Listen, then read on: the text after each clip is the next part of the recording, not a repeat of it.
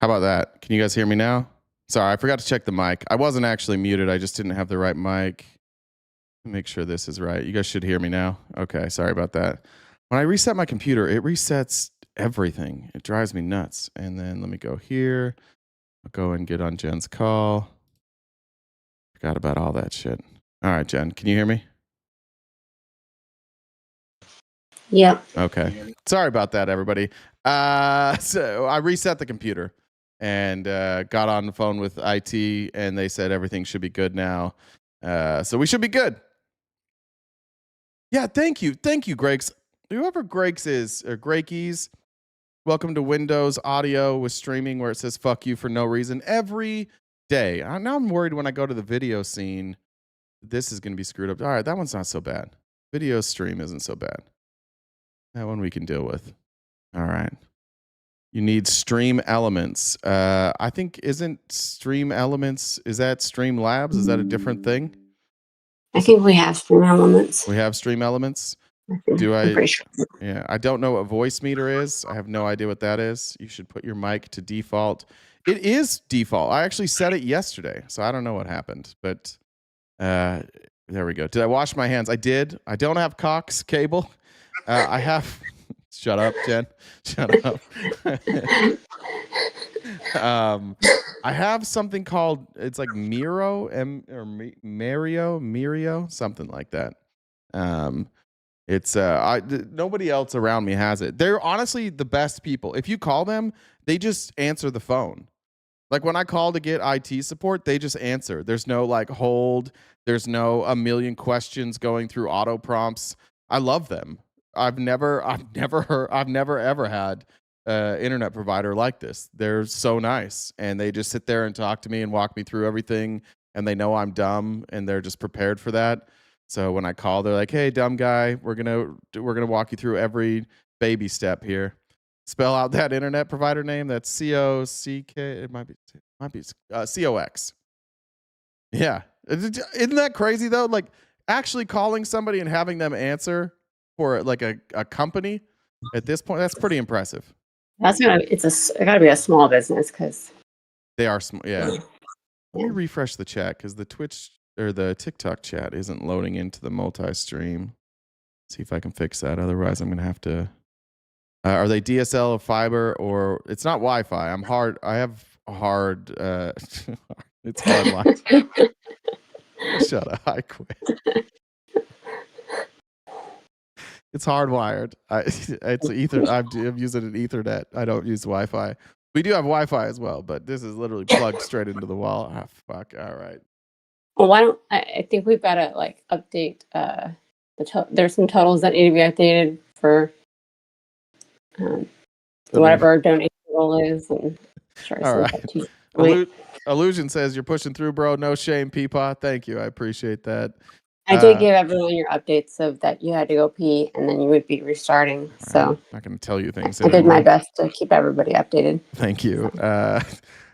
Before we left, Burnout Medic said maybe review 14 Tenets of Fascism for them. They won't care. Marianne, thanks for the super chat. I think I got that one from Amy Lynn. Share this out to your friends, by the way, because it's not gonna. The algorithm doesn't have us at this time, probably. Ryan said, I know a bit about internet and cellular. If Twitch is working, then you are 100% good. If you can talk to Jen, you're good. Internet is so good anymore. It's most likely censorship with YouTube and TikTok. It could be, or it could be Streamlabs. I don't know. It does seem like whenever we get close to home with Trump, whenever we're talking about like fascism or them being, I guess maybe you were right, Jen. Maybe I owe Jen an apology. Maybe I said the Nazi word. Jesus Christ, that would have been clipped too.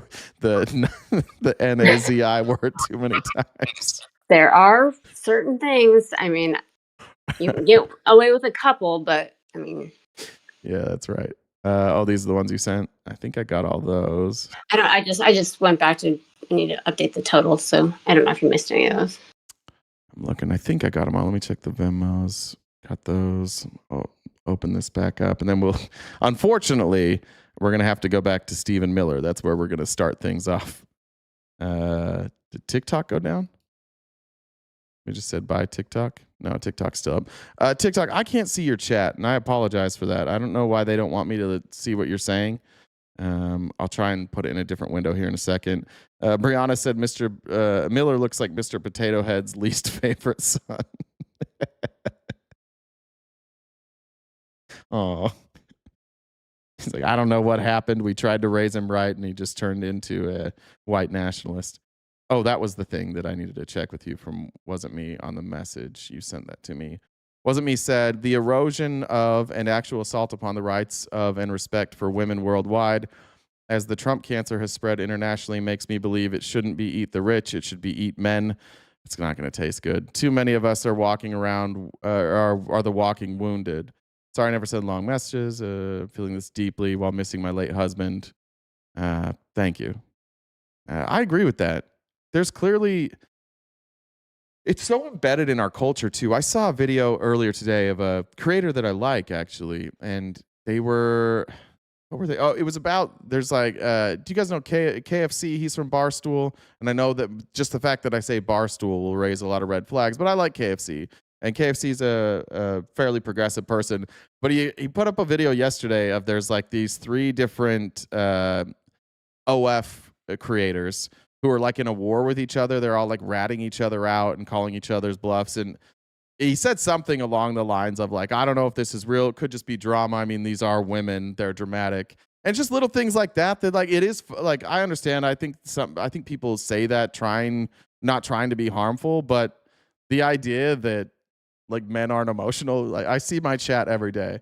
I think becoming a live streamer was probably the most eye-opening way for me to understand like just how lopsided I guess like the perception of men versus women are, because it's never women freaking the fuck out in the chat, almost never. Sometimes there's like a crazy MAGA, but it's always just angry men.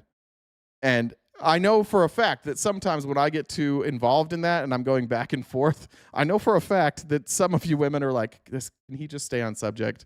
Does he have to get bogged down in this shit? Because some of you say it to me. But it became really, really apparent when I started live streaming that like the men are far more emotional. It's just that like men don't have empathy and they don't cry as much, and they don't talk about being sad. It's like the suppression of their own emotions makes them angry, and so that's the emotion that comes out. But they don't associate anger with emotion. Emotion is just like empathy, I think. I'm pretty sure that's what it is. I don't know. You guys know better than I do. But yeah, you're 100% right about that. KFC has good chicken. Facts, Patrick. Used to, actually. I had KFC like 6 months ago. I got sick, and it was greasy. It wasn't crispy anymore. Maybe it was just the KFC I went to, but yeah, I used to love it when I was a kid. I just remember taking that first bite of the crisp and the crunch, and then I'm not going to describe the rest of that, but now it's not the same. They changed the recipe? Those motherfuckers. All right, let's get back to Stephen Miller. Update the title. Oh. Did you send it to me? You did send it to me. All right, Yep. thank you.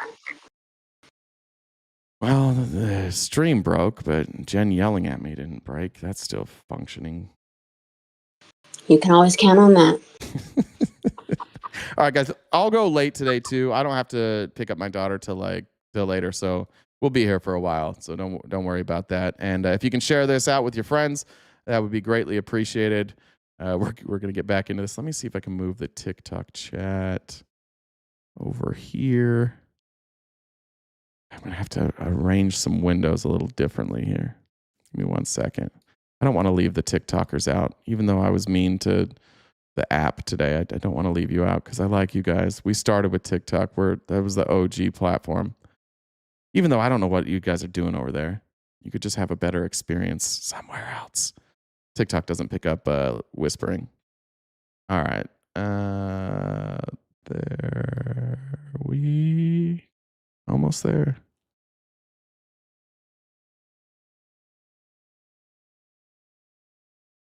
All right, I think I can see everybody's chat now. I think we're good. I just can't see what any of these words are, and it's going to be harder to read super chats, but I do it. Seeking for Hope said, I love my RTP. I'm assuming fam. Is that what it says there?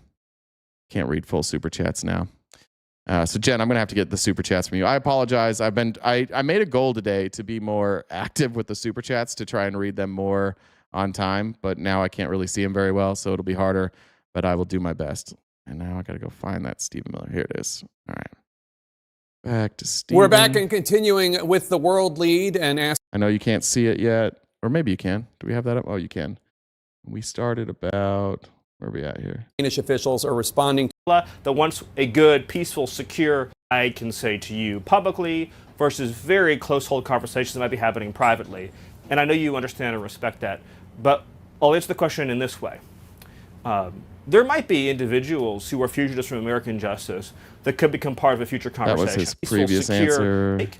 To be part of building this brighter future for Venezuela during. And other Danish officials are responding to a Twitter post from your wife, Katie Miller, herself a former Trump White House official, showing Greenland covered with an American flag, saying soon. After that was posted, President Trump repeated the claim that the U.S. needs Greenland for national security reasons. The Danish prime minister responded to this in an interview earlier today, as reported by Bloomberg, quote, "I believe one should take the American president seriously when he says that he wants Greenland, but I will also make it clear that if the U.S. chooses to attack another NATO country militarily, then everything stops, including NATO, and thus the security that has been established since the end of the Second World War." Can you rule out that the U.S. is ever going to try to take Greenland by force? Well, let me go back a step. The president has been clear for months now, so I know you're treating this as breaking news.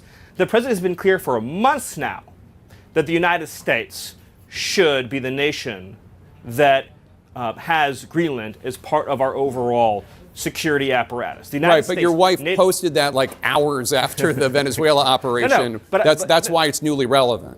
No, I'm not, and I'll talk with you about it for an hour. I think it's a really important conversation. I just wanted to reset Jake by making clear that it has been the formal position of That's a good point. Yeah, Illusion. Trump's just doing like a Putin-Schittler combo. They have been talking about this forever. And you know where this idea first came from? First came from the oligarchs. It came from Peter Thiel. He's been pushing for this forever. The idea first was Peter Thiel and his friends have been trying to buy Greenland. They thought they could buy it and create their own little country, their little utopia. And then when they couldn't, now they just gave Trump a bunch of money and they're going to have him do it for them. The U.S. government, since the beginning of this administration, frankly, going back into the previous Trump administration, that Greenland should be part of the United States. The president has been very clear about that. That is the formal position of the U.S. government. Right, but can you say that military action against Greenland is off the table? It wouldn't be military action against Greenland. Okay. Yes, should have been that answer. Can you rule out military action against Greenland? The answer should be yes. And what he's about to do is not say that we're taking off the table. He's going to say, what is a Greenland? What is Greenland? Define Greenland. Like you're debating like somehow a dumber version of Andrew Wilson here. Greenland has a population of 30,000 people, Jake. The real question is, by what right does Denmark assert control over Greenland? What is the basis of their territorial claim? What is their basis of having Greenland as a colony of Denmark? The United States... That's not a no. How does anybody stake a claim? How do we stake our claim for Hawaii? How do we stake our claim for Alaska? How do we stake our claim for Texas, for Utah, for Arizona? How did we stake our claim for America? It's just like we have people respect borders. We're used to. Stephen Miller is incredibly unremarkable. And Stephen Miller was never going to be anybody. But Stephen Miller found a home with the Trump administration. And he has spent his life being a smarmy, bitchy white nationalist, being a protagonist. And he finally has a voice. And so he's just trying to live out his utopian dream of the United States being imperialist. This is what he has dreamed of his entire life. And that's what happens when you fill an administration full of fascists, full of white nationalists. All these things that you guys said they weren't going to do, they're doing. You all told us that they weren't going to invade other countries, that we were done being the world's police, no new wars, no expansionism, that we weren't going to do regime change. And here we are doing regime change, and you guys are just defending it. I've asked for 2 days now, and I'm still waiting. What benefit do we get from Maduro not being in power and us occupying Venezuela? And so far, the only answer I've got is, well, it kind of makes China mad. Kind of makes China mad, and that's and oil's good. What do you get from it? You don't get anything. And what the fuck do we need Greenland for? Protection for what? Who's attacking us?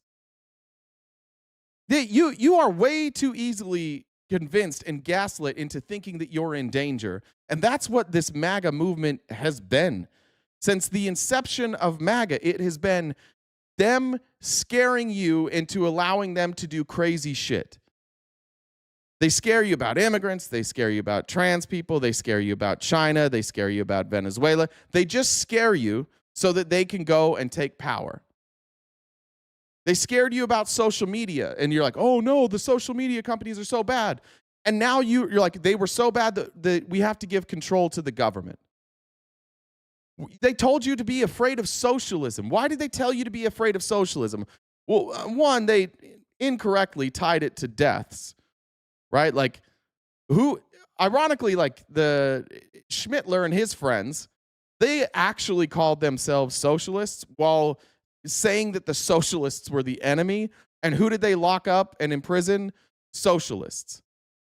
But then a lot of times you'll hear people like, oh, socialism, and they'll include the 6 million deaths for socialism because they'll be like, oh, Schmittler claimed to be a socialist. You guys aren't even like a step away from Schmittler at this point at all.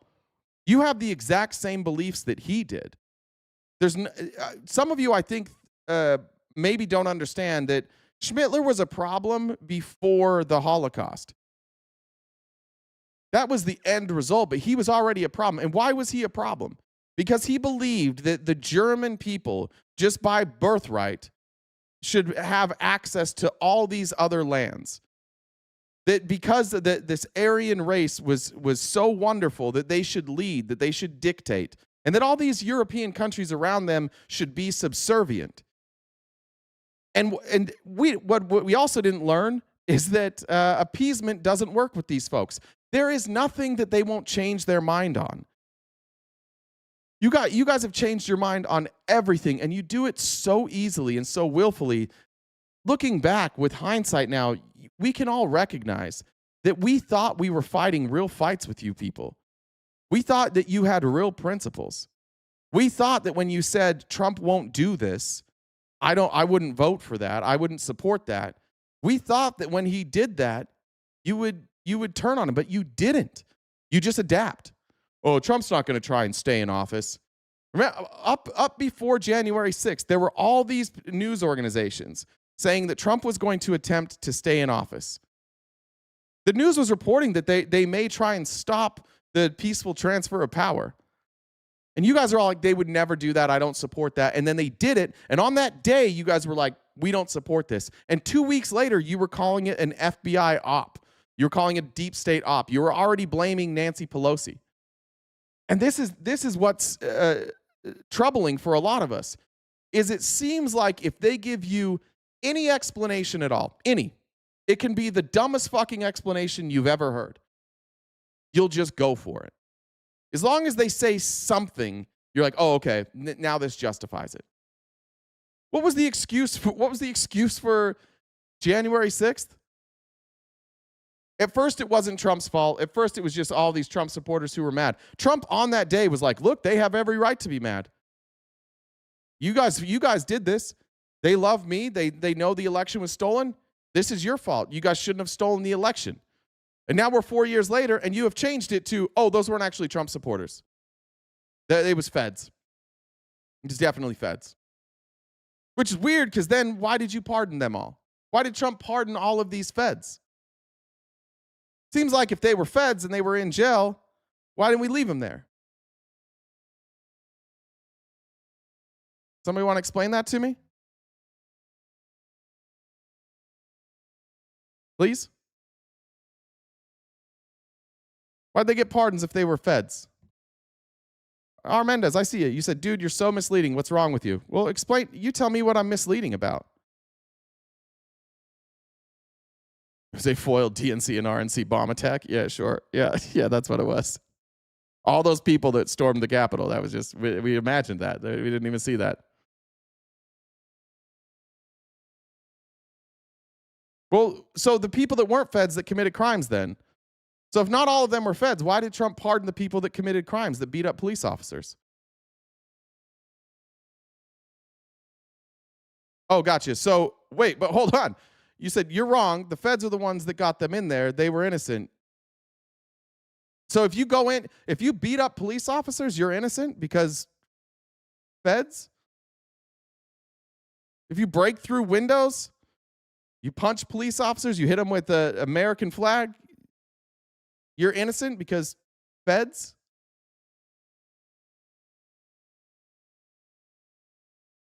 No, I'm not upset. By the way, I don't know of any J6ers. You could give me a name of somebody who didn't go in the building who was charged. If that happened, if people didn't go in the building and were charged, I would stand with you and say that that's unlawful prosecution. I don't know any of those. I've never heard a case like that at all. Have you? Nobody stormed the Capitol or beat up cops. I guess we're going to stop Stephen Miller for a second. This is Michael Fanone, one of the police officers, one of the Capitol police officers. And this is him narrating his own body cam footage. You're going to tell me this is fake? Yeah, I was just fully focused on doing everything that I could do to get these guys the hell out of my way and get them outside. We started, like, we lost, a few feet before we started to somehow just gain traction and push them back. Push them back! I agree. The primary crime was trying to overthrow an election, which is what these people are doing. So I also feel bad. You said, I feel sorry for the police that got hurt, but the primary crime was trying to overthrow an election. Yeah, that's what these people are doing, trying to overthrow an election, Lisa. How have you become a person who doesn't believe evidence? How have you all become people that just have rejected everything about America? You say that the election was stolen. Every time it went to court, it was either dismissed for no standing, it was dismissed for lack of evidence, or when there was a case, they lost. So all the judges, all the courts, even Trump-appointed judges, they were against it. Mike Pence, who speaks openly about it, he's lying too. The video that you guys relied upon, 2,000 Mules, has been completely debunked, and they had to come out and apologize and disavow their own data and say, yeah, that data was wrong. This is proof that you just believe what you want to believe. Evidence be fucking damned. I honestly can't believe we live in a country where I'm showing you video evidence here, and you guys are saying this didn't happen. I start to get pushed. The momentum of the officers from behind me keeps going forward. It was at this point that a rioter named Albuquerque Head wrapped his arms around Fanone's neck and pulled him back into the mob on the steps of the Capitol. Hey! I got one! I got an officer, what? This is Officer Fanone being dragged. Look at these people. Look, Trump flags everywhere. Back the blue. There's a fucking back the blue flag right here. These are all Trump supporters. Didn't happen. Look at this. How many Trump flags do you see here?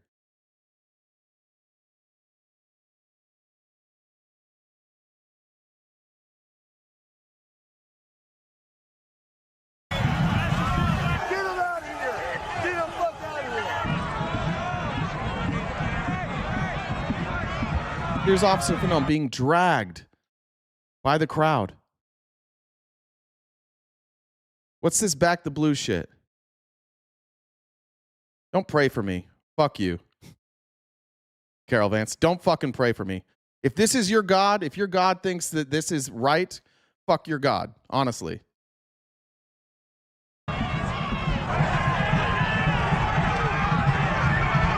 Yep. This is the first time I realized, how big that crowd was. I mean, it was just, you see it just like you see it in the photographs of the day. It's just a sea of people and flags. AI generated. They're literally saying AI generated. I can't. And just the most surreal, optic imaginable.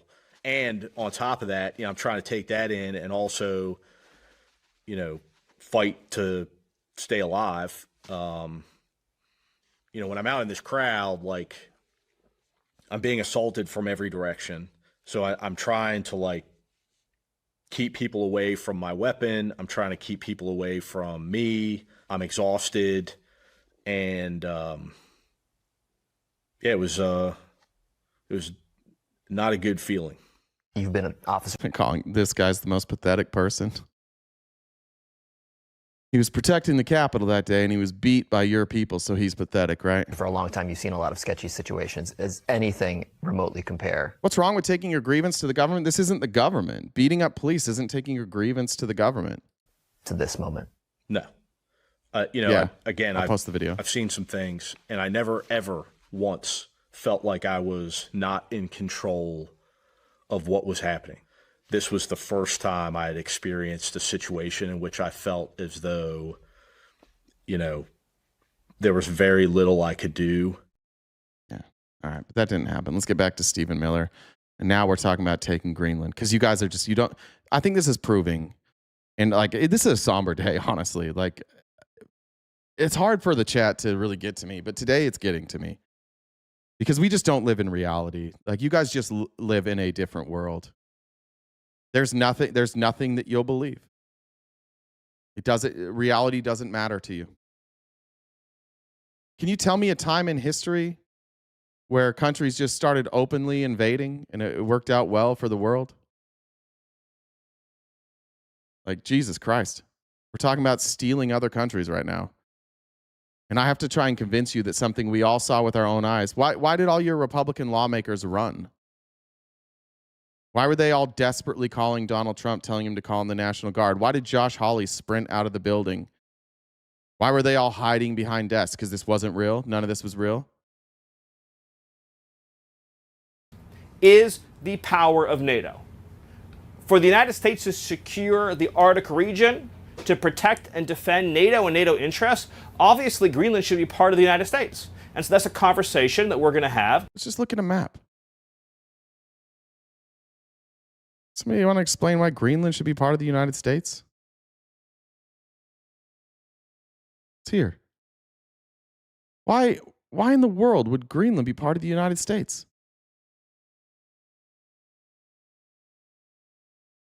Part of Denmark already. Might have a better argument with Canada, but even if it's Canada, it's no, it's Denmark. Denmark has invested there. They paid for the infrastructure. These people are citizens of Denmark. They vote. They're not asking to secede. I don't know if you know this, but the United States has funneled millions of dollars into Greenland, trying to convince people to secede and become part of America. That's what Russia does. That's what Russia did in Ukraine, here in the Donbass region. If you want to, just let me zoom in here. That's what Russia did. It's no wonder you guys like Putin. I don't know why. Do you guys think life's good in Russia? You think the people in Russia are doing really well? I don't know why you're so desperate to be like Russia and North Korea. This doesn't benefit you. There's never been a time when people living under this type of rule, the average person has a good life. You guys are average as fuck, maybe below average. The people in here are not the decision makers. This isn't 1%. Most of us economically live with or exist in the same range. This is bad for all of us. It's only good for him. Why are you cheerleading this? Why would you cheerlead your own demise? Why would you cheerlead your freedoms away? What are you doing? You don't think at some point this comes back on you? I understand that it's directed at the left right now, and you think it'll never come back on you, but look at Marjorie Taylor Greene. She thinks all the same shit you do. And then she has the audacity to say, Donald Trump, stop covering up the Epstein files, and now suddenly it's targeted at her. Look at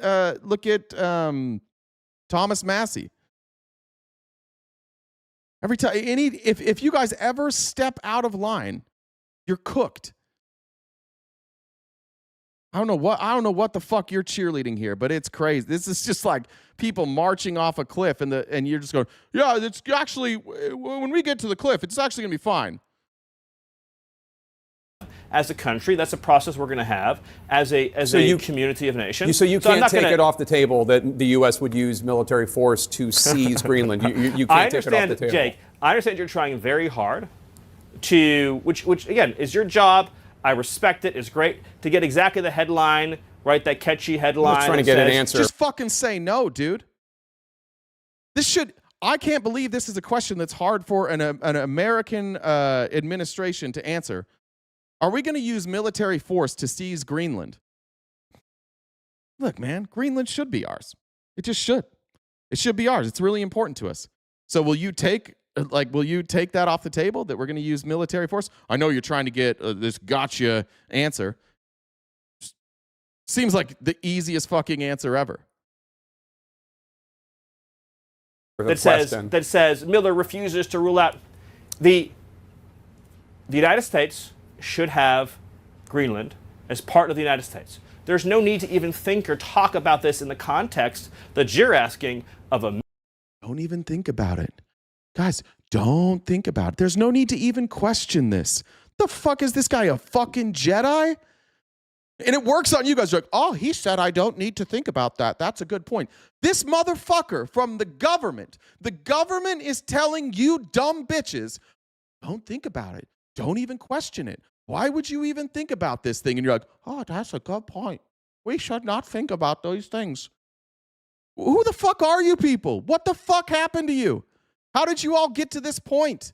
They're just telling you literally what to say, what to think, what not to think about, what not to question. Okay. I grew up in a cult. This is what they do. This is what cults do. And guess what? The cult hates me the same fucking way you bitches do. The same fucking way. Every time I bring up that my cult abused children, they're like, fuck, this guy, he's so evil. He's so misguided. He's such a liar. What am I lying about? I can't even talk to you. I'm not even going to engage with you anymore. Did they abuse children? Ironically, I'm asking you guys the same fucking thing. You got people in this administration who have abused children. And I'm like, hey, you going to do something about that? You're like, you're so misinformed. It's a fucking cult. I honestly didn't think we could convince this many people to just stop looking. Just close your fucking eyes. The do your own research people have just abandoned that. We're not doing research. We're done. We got to stop doing research now that we're in power. We just got to listen. Listen and follow. Military operation. Nobody's going to fight the United States militarily over the future of Greenland. So one last question, Stephen. Nobody's going to stop us. That's probably true.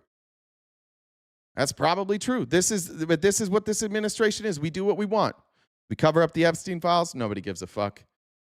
We skyrocket unemployment. Nobody gives a fuck. We skyrocket wealth inequality. Nobody gives a fuck. We rip healthcare away from poor people. Nobody gives a fuck. We do what we want. Nobody will stop us.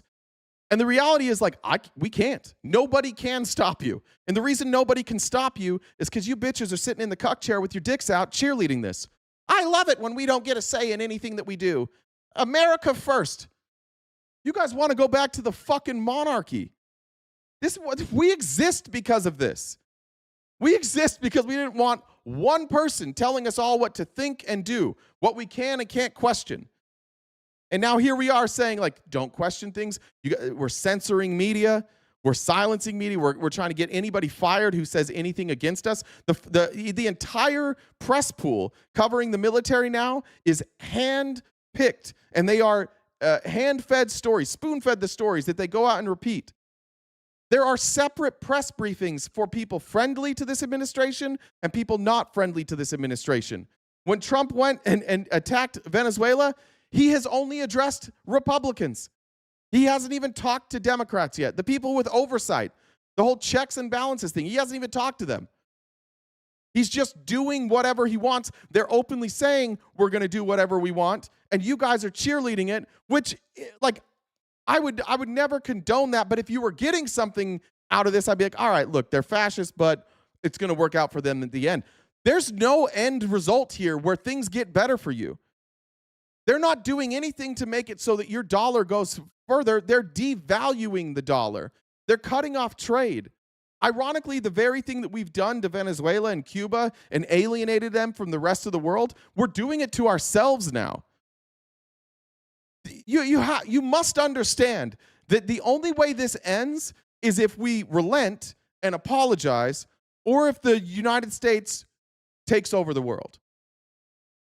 Our trading partners want nothing to do with us anymore. NATO doesn't trust us anymore. We're at war with fucking NATO? We're talking about invading our allies? For what reason? It's important. What's important about it? Well, it's important to keep us safe. Well, we already have a base there. They let us have a base there. They let us do kind of what we want there. We patrol around Greenland. Why do we need it? We need it because Trump's friends need resources. They need money because they suck at business. And they have these overbloated companies. And they realized not that long ago that if you need help from Donald Trump, give him a little money and tell him he's a fucking hero and he'll do whatever you want. And so here we are having an honest to God debate on whether or not the United States should just take one of our allies and just take the country. Why? Because we should have it. This is a real honest to God debate that we're having in this country. This is the dumbest version of fascism I've ever seen in my life. Most fascists have an excuse. Most fascists can come up with a coherent argument. There's not even a coherent argument here. It's just, we want it, so we get it. One last question. The president was very quick to say that the recipient of the Nobel Peace Prize, opposition leader Machado in Venezuela. Real quick, MT Clark said, no message, super chat blocks all my comments. Fuck. Josh said, my first question for anyone supporting what we did is, why don't you support what we did in Iraq? They'll just change. This is a crazy thing. If you debate any of these MAGAs about what we did in Iraq, they're going to start the conversation with, I oppose what we did in Iraq. And then at the end of the conversation, when they lose, they're just going to be like, you know what? Iraq was a good idea. Marvelous Felicity, you are welcome to come up here. And any of you who disagree with me, I beg you to talk to me. I beg you to debate me. If you look at the Venmo username, that's Jen's Discord username. If you add her on Discord, I can bring you onto the stream and you can debate me live. I'm begging one of you cowards to come up and have a coherent conversation with me. I don't want to fight. I want you to, honest to God, I just want to ask you some questions. I want you to tell me what it is that you're getting out of this. I don't think any of you will do it because I honestly don't think any of you know. I think that you're flying blind right now. You think that this is going to work out. And you don't have answers right now, but you're hoping the answers will come. I just got to stay faithful here. The answers will show up eventually. They're not showing up. Illusion said, I swear the bigger picture is about funneling as much world wealth into the top pockets before the collapse than leaving us without any recovery services as a new concept of depression emerges. Bro. Yeah. Of course that's what it is. How else do you explain the fact that we're only doing stuff that benefits the 1%? Republicans even understood, Ronald Reagan, George Bush, they understood. Even some people like Chamath are starting to say, look, this wealth inequality thing, it's gone too far. There's too many people in this country that can't survive. And so we gotta send some of this wealth back. We've got to make this more equitable. This is the guy that donated to Trump that is I love Donald Trump. He answers my phone. He answers my phone calls anytime I call. There are kind of like two different groups of billionaires. There's the billionaires who are like, fuck everybody. And you look at who they are, like they were social rejects. This is their pattern. They were social reject. Like Elon Musk, he was a social reject. He was an outcast. He was bullied. It's another reason why we shouldn't bully people. He was treated poorly. He was a terrible dad. He had a terrible childhood. And now he's getting retribution. Peter Thiel, same thing. Mark Andreessen, same thing. These are all people who just like were miserable fucking losers. And then now they have some power and they're like, I'm going to take revenge on the world. You're 100% right there. Adam said, now we know why the vehicles in the military parade were forest camo instead of desert. I didn't even think about that. Didn't think about that for 1 second. Wasn't me said normalize shunning the silence of turnbacks. I don't know. I don't know where I fall on that. There's not much quit in me. I'm just not somebody who quits. It might be an ego thing. I don't have the ability to just shut up and like shun. I don't know if that's the right move or not, but I'm probably not going to do that. Jen said $16 to remember January 6th for all the brave people, including you both, for the ongoing fight and pushing through the falsehoods, gaslighting, and lunacy. Thank you very much. All right, let's continue with Stephen. Doesn't have the support in Venezuela to become the next president or the interim leader. And I wonder where he got that from, given that her cutout, Gonzalez, won the election last year 2 years ago, overwhelmingly, 70% of the vote or something like that. Why does the president think that Machado should not be the next leader? Why does he think she's weak? First of all of Venezuela experts agree. All Venezuela experts agree that it would be absurd and preposterous for us to suddenly fly her into the country and to put her in charge. I actually agree with that. I actually do agree with that. I do actually think that the Trump administration not installing their choice for a leader is actually the right move. I agree with Stephen Miller on this. And the military would follow her, and the security forces would follow her. This is not a serious. It's not even a serious question. So should there be an election? I don't know if it's because she's a woman, because like it is a woman who's taking over in Venezuela right now. But if they had a choice, I don't think they would choose a woman for sure. If you give me the floor for 30 seconds, let me tell you what we are doing here, Jake. The United States, this is sort of foundational. The United States is using its military to secure our interests unapologetically in our hemisphere. We don't have a hemisphere. It's not ours. You are the property rights people. You're the individual liberty people. You're the ones that don't like big government. Why is big government okay if we're like pushing our will on other countries? We don't own the fucking Western Hemisphere. And he's just telling you, they're just telling you. You can't argue it's not fascism. You can't argue it's not imperialism. It is what it is. They're telling you in no uncertain terms. There is no argument to be had here. They are telling you that they are going to take whatever the fuck they want. And by the way, the Monroe Doctrine is fucking dumb. It's not a law. And none of you have, I haven't seen one of you ever, I've done thousands of debates with you people. Not one time in the thousands of debates with any of you have any of you advocated that we apply the Monroe Doctrine and start taking over countries. None of you actually ever said anything about this. You're only saying it now because they are. Go ahead. Find me one fucking Republican, one, before this year who said we should go start taking over other countries. Name one. Find me a content creator who said this. You guys are fucking recorders. You're cheap ones too. Just play an A, play a B. You just play the hits. Hey, go online and repeat the shit. You got it, boss. Suddenly we're invaders. At the beginning of this administration, you all were saying, we spend too much money. Look at Doge. Doge is taking all this money. We're not the world's police. We're not out here to take care of the world. It's America first. We're taking care of the interests of Americans. We're not the world's police. Today, we got to take out dictators. All dictators? Not all ones. Not the good ones like Putin and Xi and Kim Jong-un. We're not going to go after the Saudis either. Just the ones that have oil. We're just going to go after the ones that have oil. That's who we're taking out. You'd have like some argument if you were going after a dictator. What? No Viktor Orban? No Benjamin Netanyahu? No, they're the good dictators. We only don't like we only go after dictators who won't give us all of their resources. The fucking dirty ones that say we're going to keep oil and we're going to nationalize it for our people. That's our oil. It's our hemisphere. It's our world. Bro, some of you guys are just too overconfident about being fucking pathetic. You have accomplished none of this shit. We're a world power and you didn't do dick. I didn't do dick. Nobody here did a goddamn thing. Maybe we got some. Do we have any World War II veterans here? Maybe some of you.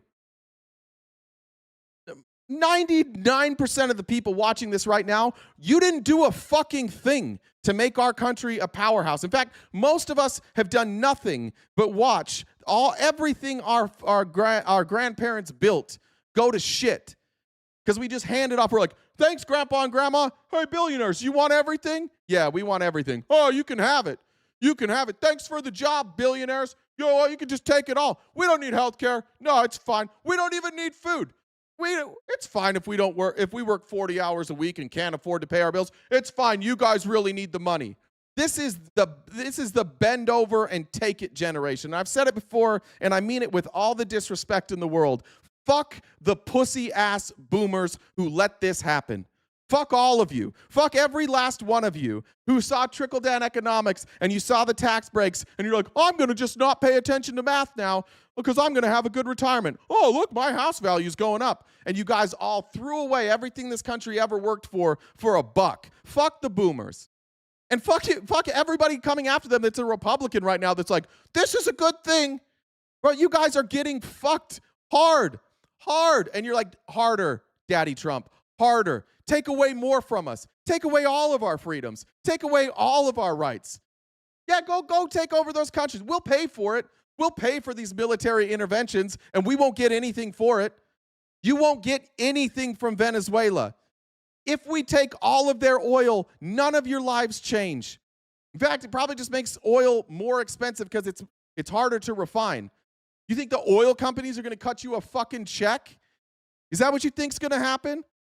Oh, thanks, guys, for allowing us to take the oil from Venezuela. Here's a check for all of you. What the fuck do you think you're getting out of this? You're just cheerleading for no fucking reason. You're no different than fans of sports teams. When your team wins the Super Bowl, what did you get? Nothing. Good feelings. What do they get? Money, bonuses, a ring. Forever they'll be able to get like endorsement deals. Yay, we did it. No, you didn't do it. You got dick. And it's fine for sports. But why are you doing it with your country? Take away all the money. This is so good. I love this so very much. All because you have so much pride. I voted for Trump and I will never turn back on Donald Trump. I cannot believe how fucking dumb we are. I honestly can't. Can you? Can you guys believe how fucking dumb we've become? This guy's literally just saying, we're a monarchy now. Democracy's done. We do whatever Donald Trump wants. And these folks are like, yeah. You think the government's going to give power back at some point?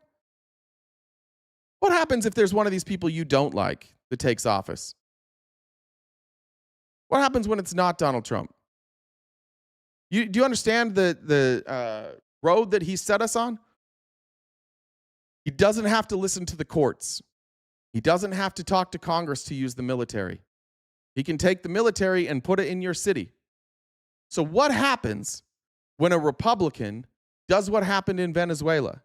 What happens when you have somebody like Maduro who's like, hey, I'm here for the people. I'm doing this for the people. We're going to nationalize the oil, and I'm going to take all that money that we nationalized for oil, and I'm going to spread it across, and we're all going to be more wealthy, and I'm going to pay for your education. I'm going to pay for your health care. You're all going to have good-paying jobs. It's going to be wonderful. And the people of Venezuela is like, fuck, that sounds good. And then he gets in office, and he just keeps all the money. And the people of Venezuela is like, what the fuck? And he's like, what are you going to do about it? What are you going to do? I got the military. Do something. We're there.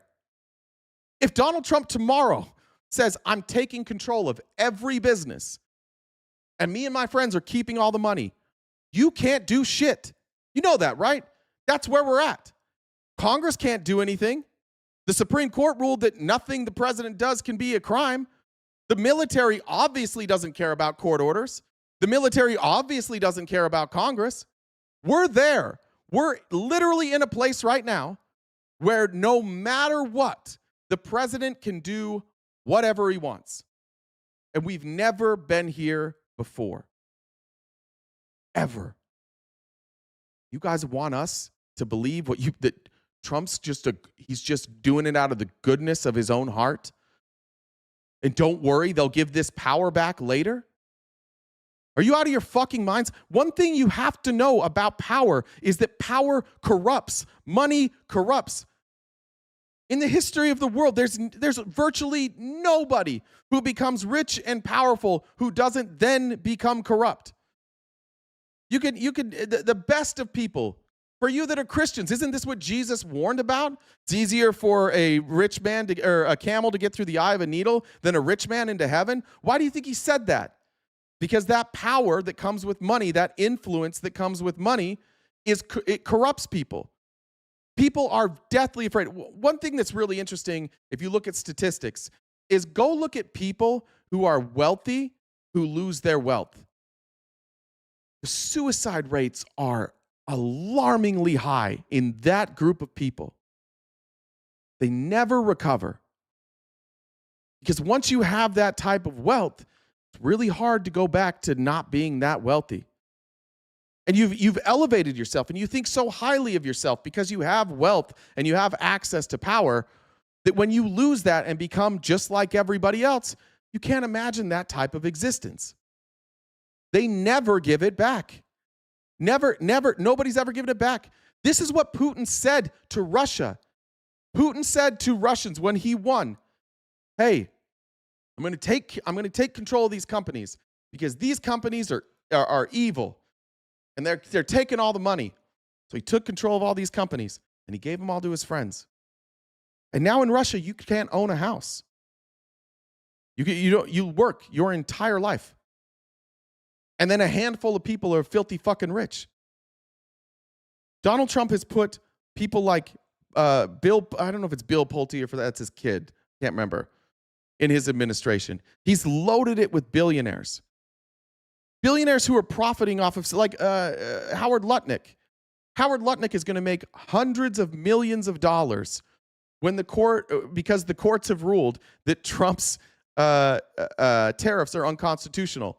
And Howard Lutnick, while going on TV every day saying, oh, these are good, everybody buy into the tariffs, at the same time was selling insurance to people who were paying the tariffs. So they fronted the money for the tariffs. And now they're going to be able to sue the government, and Howard Lutnick's going to make hundreds of millions of dollars. And all he had to do was lie in front of your faces, and you're mad at me. You're not mad at Howard Lutnick. Trump's made $4 billion. He literally created a competitor to our own currency. The US dollar is what affects all of us. It's how we maintain a lot of our power and our influence is the value of the dollar. And Donald Trump has a competitor to the US dollar. And as that gets stronger, he gets more wealthy. The president is competing against our own currency. And we can't get you to give a fuck. At some point, you folks need to wake the fuck up.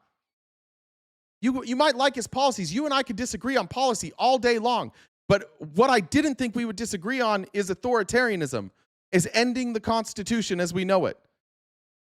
I do not believe that if we don't get a significant number of you folks to wake the fuck up, I don't think we'll never have clean elections again. And I think a lot of you think that's great because you like when you're in power. It feels good. But you're very nearsighted. This never works out. Once you give somebody that type of power, we live in a class system. And we will have a massive peasant class. The middle class right now is being absolutely destroyed. It's been being destroyed since 1982, and it's on its last breaths. And there's two options. You can go the Chamath way and say, hey, look, we went way too far with this. Okay, obviously the wealth is too consolidated. We've got to move this wealth around. You can do that, but then you're going to run into a problem because you're like, oh, socialism. Oh, I was told socialism bad. Do you see the scenario that they've created? Let's just say that, let's just ignore all these real life examples. Let's live in a hypothetical world for a second. Live in a hypothetical world where the wealthiest people in this country suddenly have all the wealth. How are you going to get that back? If they own all the companies and they own all the houses and they own all the grocery stores, how are you ever going to get that wealth back? You can't start a business. You can't compete with them. The only answer would be to pull that wealth back, right? But in your heads, you've been programmed to believe that socialism's evil. So any type of government taxing rich people is evil. They've told you and convinced all of you that taxing rich people is evil. Who the fuck do you think came up with that? Rich people. Who the fuck do you think was behind trickle-down economics? Do you think it was a middle-class movement? Hell no. It was Ronald Reagan's rich buddies. Who do you think's behind all of Trump's policy? Who do you think's writing all of his tax policy? His rich buddies. They don't give a fuck about you. And I think deep down you all know this. But you're holding out hope that Donald Trump is going to do the right thing. That you're holding out hope that you weren't wrong about him. And I appreciate the loyalty. It's nice to have forgiving people around. As somebody who relies on having an audience, it's nice. It would be nice knowing that, like, if I fuck up, my audience can be forgiving. So on some level, I respect that. But what's the breaking point for any of you? Have you all ruled out the possibility that Donald Trump just wants power? If you have, why? You don't know him. You've just seen him on TV. He literally only shows you what he wants you to see. He's doing everything else behind closed doors. You don't know this guy. Why do you have such a level of trust for him? Why have you all ruled out this possibility that maybe Donald Trump's in this for himself? That's where we're at. We're at this point, if I ask you guys to question Donald Trump, your reaction is anger at me. And that's how I lost all my family and friends. And I lost all my family and friends for criticizing an obviously fake religion. And they don't want to address the things that are absolutely true. They don't want to address that they have given power of their lives over to a guy who claims that he speaks to God. And when I brought that up, I was alienated. Their knee-jerk reaction to me bringing it up is to plug their ears. And that's what you guys are doing right now. There's so many of you that are in this chat every day, the same ones. And I play a clip, I say, come up and let's have a talk, let's have a conversation about it. And you won't. And you just sit in the chat and you insult me. And I don't fucking care. Like, insults don't bother me. I'm fine with that. You can do that, but you're who I'm describing. You're the people when confronted with information, attack the messenger. And you make assumptions. Oh, he just hates Trump. But I do hate Trump. That's true. But address the argument that we're making here. When did America become a place where we just don't discuss shit anymore? This is real life for me. Like, I live surrounded by conservatives. All of my friends are conservatives. Can't talk to him. Can't have a discussion with him. They won't do it. I ask him to do it. No, I don't even want to hear it, bro. I don't want to hear anything negative about Donald Trump. If there was somebody here from an outsider's perspective, somebody who studied cults, who understood like Darvo, everybody looking in right now would watch your reactions and go, and you know this too. You know that if somebody asks you something and you attack the person rather than the argument, everybody knows that just means you don't have an answer. Once again, GenDub1 is the Venmo username. It's the same as the Discord username. Any one of you could come up here and address these arguments.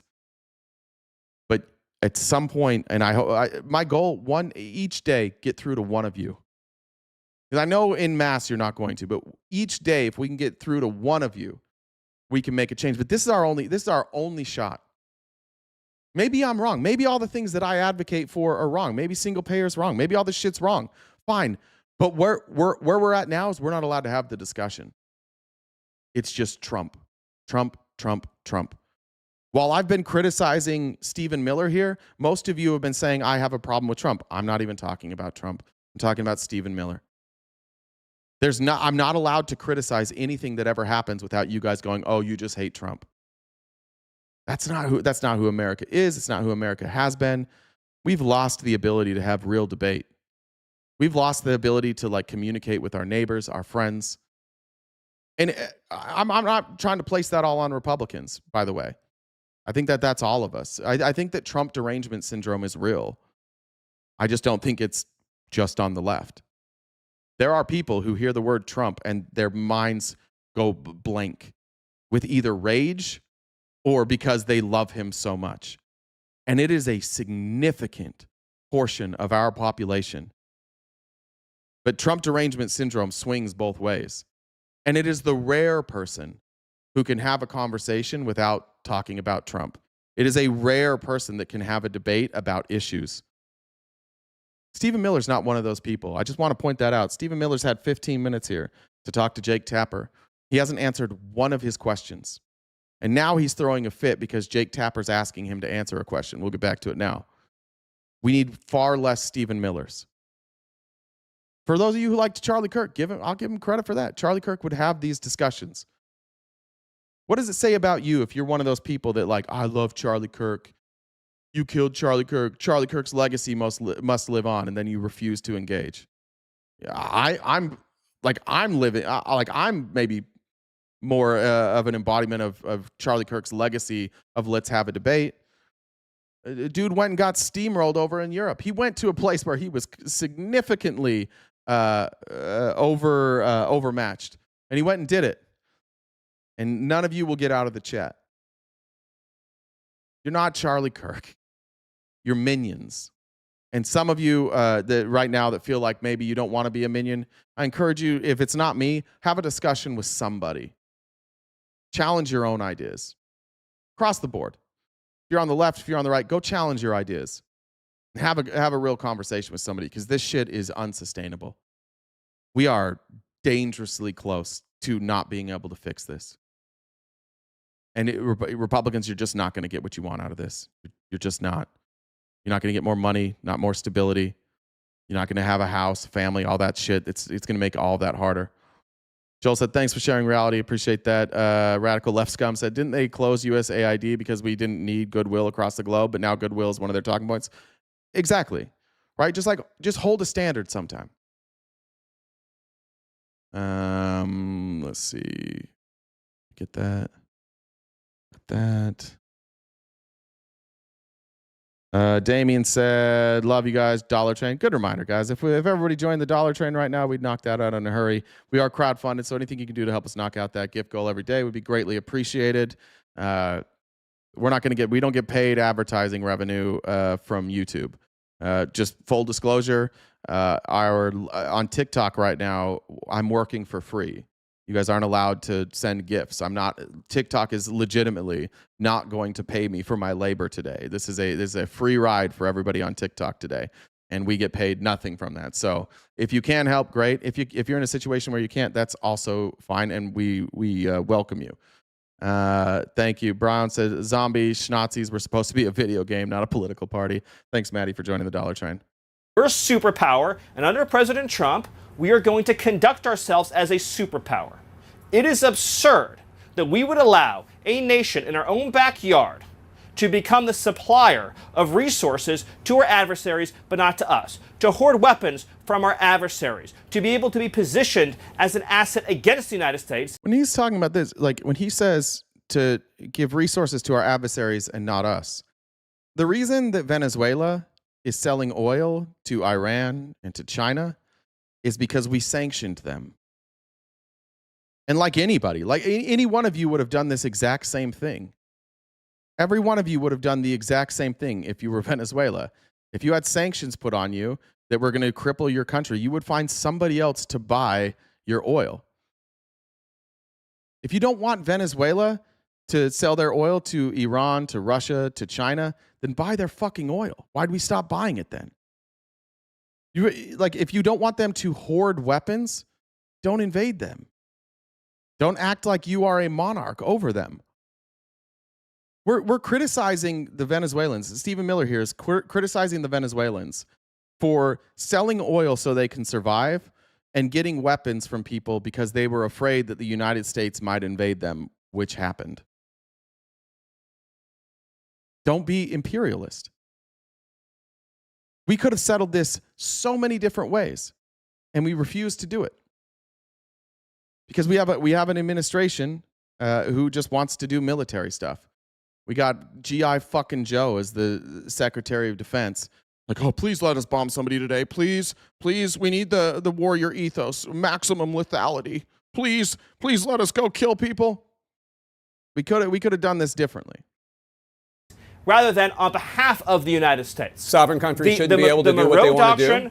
The Monroe Doctrine and the Trump Doctrine is all about securing the national interests of America. By the way, anybody hear Donald Trump talk about the Monroe Doctrine in the last 8 years? Isn't it interesting how suddenly the Monroe Doctrine is a thing? Just, we need to invade. Well, what are we going to say?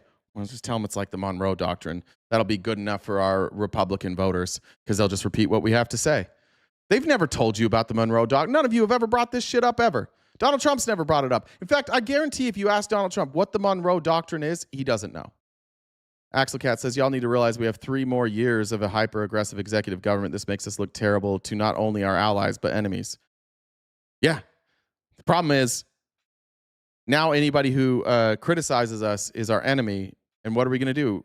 Are we going to do a world war? Have you thought this through? I'm going to move on from Stephen Miller, and I'm going to jump ahead here because I want to show you some things that clearly this administration and you folks have not, Jesus Christ. And not only can you not gift on TikTok, but also they won't recommend our channel. Awesome. Where is it?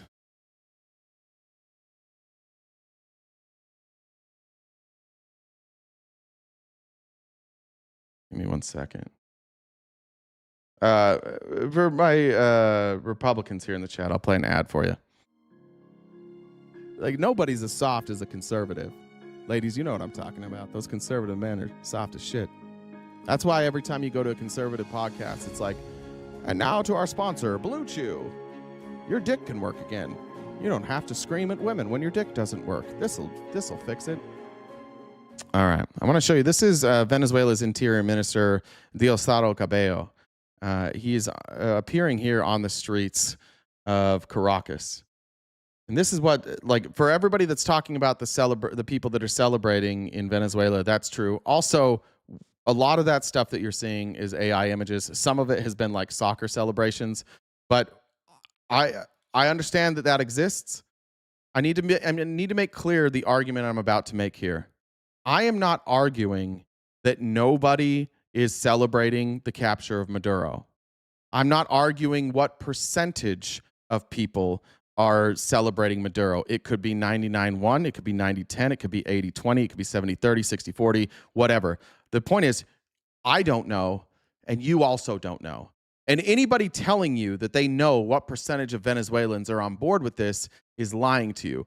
I also want to point out that when we invaded Iraq and Afghanistan, the same news organizations said, look at these people in Iraq. They're celebrating.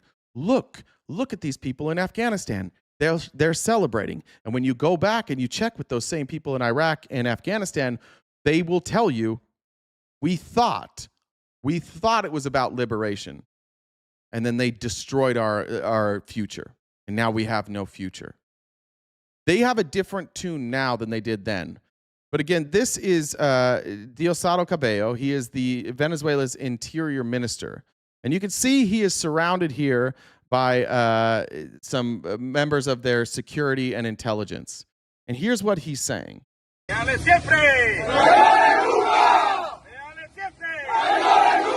don't know why the didn't show up. He's saying, they are saying, loyal always, traitors never.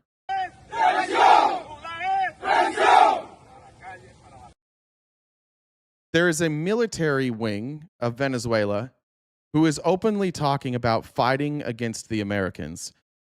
Will the Americans win this fight? Of course. Of course they will. Of course the Americans will win. Will people die? Yep. Will this radicalize their families? When inevitably some of these people die, will their families be radicalized against the United States because they feel that Maduro, and maybe they've been lied to. Maybe the fact that they believe Maduro won as a legitimate candidate is a lie. But they're not that different than you, right? Like if somebody came in and took Trump and they said Trump cheated in the election, you guys would be up in arms. We have to remember that there's people who believe in Maduro and they're going to fight. So occupying Venezuela means there's going to be violence, meaning we're putting American lives on the line and Venezuelan lives on the line. And we didn't need to do that. We didn't have to go in and do it this way. We don't have to occupy them. Again, I'll ask the same question that I've asked a million times. What do you get from this? The question is not, is Maduro a good guy?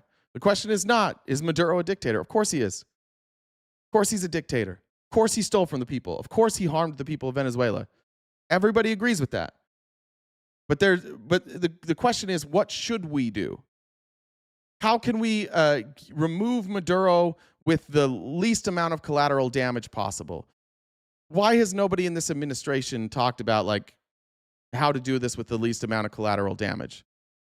Because they want war. They're war hungry. They want to murder people. This is a bunch of pussies sitting in the White House using other people's lives, other people's children to go fight the fight.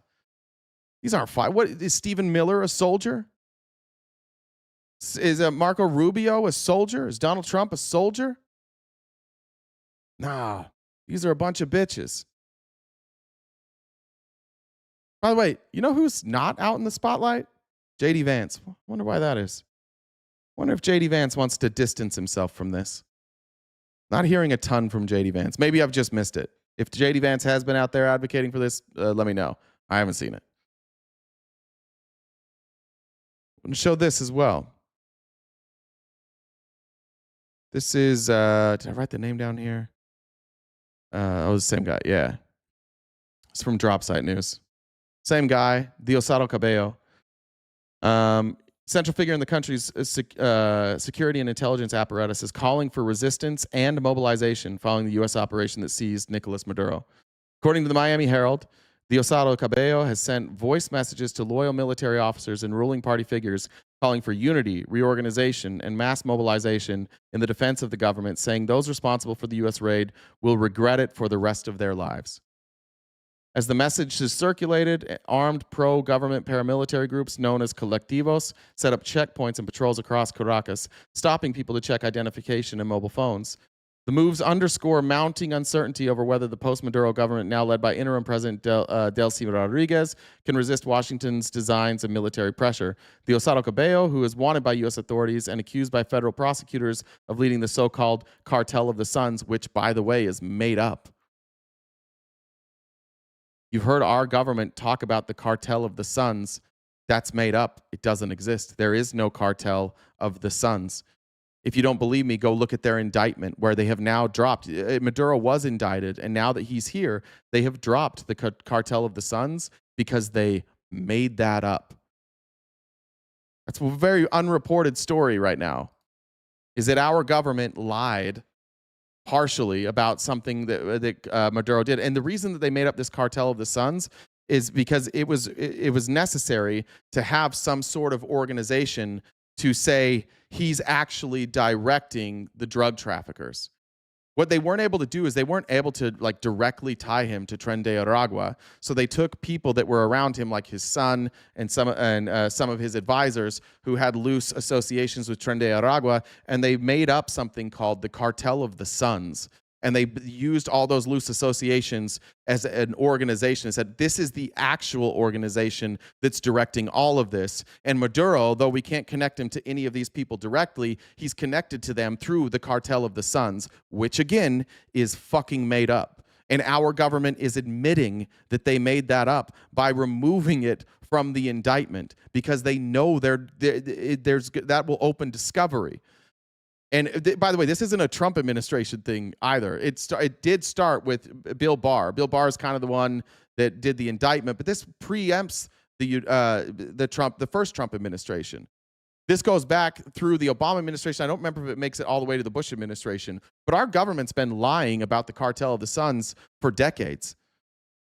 This loose organization that they've used to say that he was a narco-terrorist is now admitted.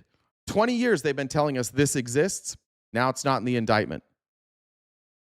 Diosdado, who was allegedly part of that for the connection, leads parts of Venezuela's security intelligence and armed civilian apparatus and is viewed in Washington as a potential spoiler to any regime change transition, the Herald reports. The U.S. government also offers $25 million reward for information leading to his capture. Now, again, he will lose. I'm not saying that you guys need to be afraid of him. I'm not saying that he's a good guy. What I am saying is we will risk American lives. And for what reason? I'm going to read the chat now for a minute. I've been ignoring it a bit. I only want to hear from Republicans for a minute. Why would we risk American lives in Venezuela?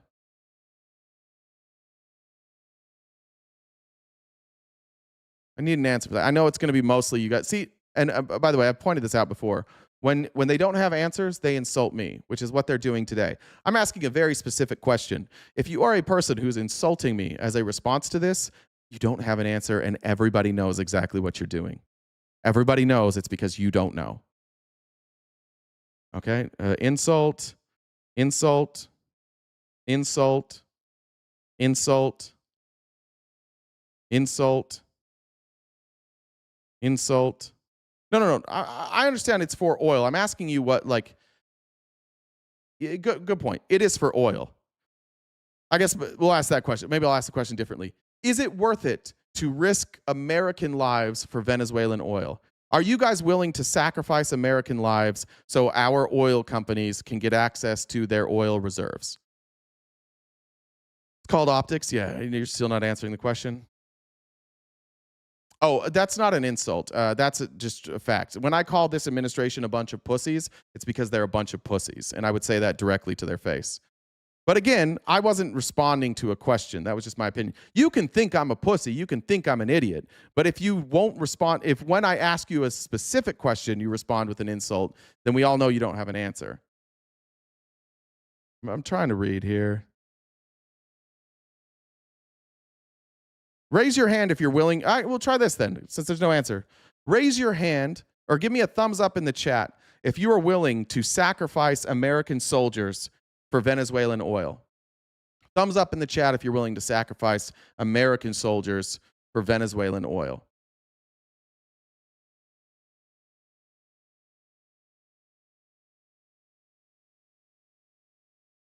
I hope to not see some thumbs up, but if none of you are giving me a thumbs up, then what are you supporting this for? ESP. Yeah, thank you, ESP. Appreciate you being honest. There's one honest Republican. Doesn't give a fuck about troops. Troop lives not quite as valuable as oil.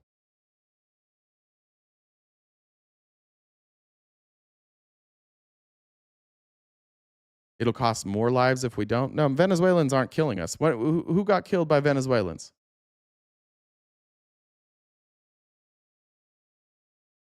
By the way, you're out of your minds if you think that taking Maduro is going to stop drug trafficking.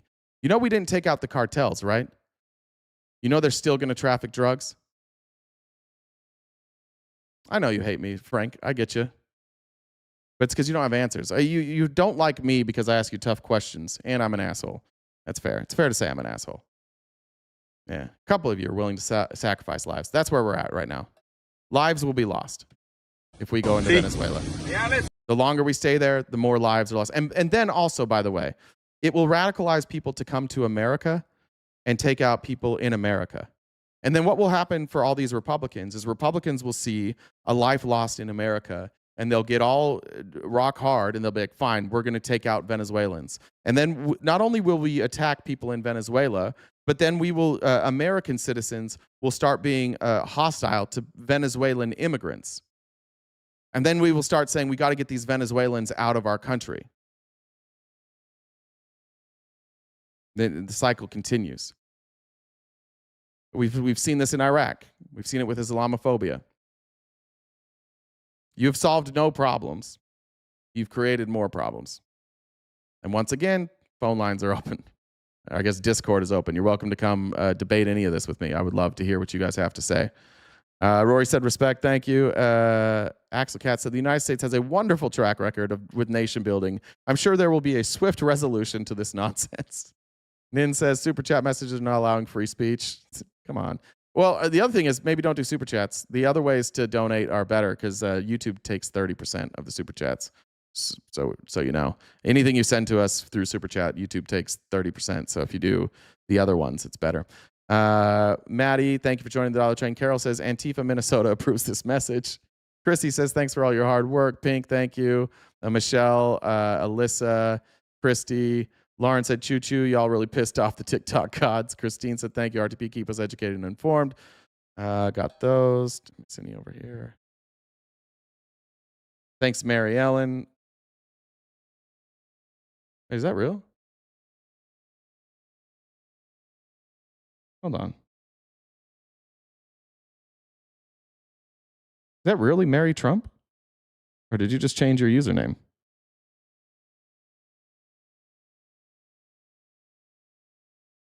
It might have been Mary Trump. That's what the username says. I don't know if that's Mary Trump or not. But if that is, God bless you. I appreciate your work in exposing Donald Trump, if that's really you. Marilee, thanks for joining the Dollar Train. Rosemarie Kamek said, thanks for speaking up. Heather, thank you, said, put towards the Dollar Train. And Jamie said, wondering why Maduro can't have guns. Yeah, who knows? All right.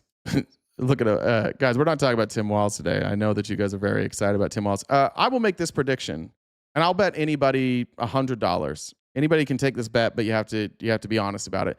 Tim Walz will never face charges for anything that happened in Minnesota. He will never be convicted for anything that happened in Minnesota, and that will mean that, and you guys will never stop saying that he is guilty. I'm going to go on record as saying Tim Walz will never be found guilty of any wrongdoing ever. And I know this because I've seen this before. You guys always think that Democrats are going to go down for a crime, and then you try and investigate them, and you don't have any evidence. Every time you're wrong. Which predictions have been wrong? Fair game. I don't know about the elections. I'm wrong sometimes about elections. I don't think I've ever been wrong about people being prosecuted. Tim Walz will never be prosecuted for anything. Tim Walz is the person that's been talking about this openly. I knew about the fraud in Minnesota from Tim Walz like years before any of you did. Tim Walz was talking about it. Tim Walz was actually asking the state legislature to give him more authority to go after these groups because the state legislator wasn't properly conducting their oversight responsibilities, and the Republicans blocked him from being able to do so. And then the Republicans and Democrats didn't do their oversight duties, and so this has been a little bit slow walked. But yeah, like Tim Walz is new, and Tim Walz was talking about this long before any of you. I never cared about politics in my life. Who's going to tell John Blake? John, I worked for the Republican Party from 2012 until 2010 until 2017. For 7 years, I worked in politics for your party. Then I left politics after Donald Trump, and I did some other things for about 2 years, and then I've been doing this for like 5 years. I know more about your party than you do. And I remember the Republican Party when Donald Trump was following around Mitt Romney as a fanboy, begging to be led on stage, begging to speak. And the Republican Party was like, dude, can somebody get this fucking psycho out of here? Every time he opens his mouth, he just tells us Obama was born in Kenya. I was around for that. And every time Mitt Romney's plane landed, here came Trump's. Trump was just following him around, begging for his attention for years. If you go look this up, when Mitt Romney lost, Donald Trump went on TV and said the election was stolen. He tried to do that before. All right. Let's go. I want to go to Thomas Massey. Is it? All right. Thomas Massey tweeted this out to this video. I'll read the tweet first, then I'll show the video. Thomas Massey said, it seems obvious from this video that the administration worked with big U.S. oil companies before the attack to line up billions of dollars in capital for developing Venezuela's oil reserves, yet they couldn't be bothered to consult Congress. Now, they have an obligation to consult Congress. That's why what Trump did was illegal. In order to do any of this stuff, he has to do so in consultation with Congress, which he didn't do, which is why now they're trying to spin it and say it's like a law enforcement operation. But that doesn't make sense either because you can't use the military for law enforcement. But again, the Republicans are going to protect him, so they're not going to impeach him for any of this shit. There's nothing they can do. Trump has found the loophole in the government. If my party that's in control refuses to ever indict me for anything or impeach me for anything, then I can do whatever the fuck I want. And that's where we're at now. They're just lying to you. But apparently they talked to the oil companies, and that's just from Trump's own mouth. I'm not making that up. You'd be the judge for yourself. Is that what he did? We're going to have our very large United States oil companies, the biggest anywhere in the world, go in, spend billions of dollars, fix the badly broken infrastructure, the oil infrastructure, and start making money for the country. And we are ready to stage a second and much larger attack if we need to do so. So we were prepared to do a second wave. We're going to have our very large. All right, Josh, you said Obama didn't seek approval for some of his bombings. He didn't need it because we had authorized use of force that was active. So Obama didn't need that because he already had pre-authorization from Congress through the authorized use of force. And most of what Obama did were NATO operations that the United States participated in. So, and Congress was told about them before. So I love the whataboutism by you guys. I love it. I love when you're like, oh, the Constitution doesn't matter. Let me just say some shit about Obama. And you guys are just, again, repeating shit that you've heard from other Republicans, but it's not true. We had basically a blanket authorized use of force from Congress that they were able to use. Trump used it too. Like when Trump was doing all those drone strikes and Obama was doing all those drone strikes, it was because of the use of force that they had authorized in the Middle East. And it was extremely broad. It was like, basically, if this is like, related to 9/11 and the attacks there and the fight against ISIS, that you have broad permission to go and do these bombings. We're giving you pre-authorization. But Congress had to give that. They didn't give Trump that here. He just did it. Some people have said that video where Trump said that the oil companies weren't going to go out and or that the oil companies were going to go pick up the oil didn't prove that he talked to them before. And so you had a bunch of then Republicans go out and say like, oh, that's not what this means. He didn't talk to the oil companies. In fact, multiple people in this administration said that he didn't. And then he got on the plane and directly refuted all of them, saying, oh, yeah, I did that.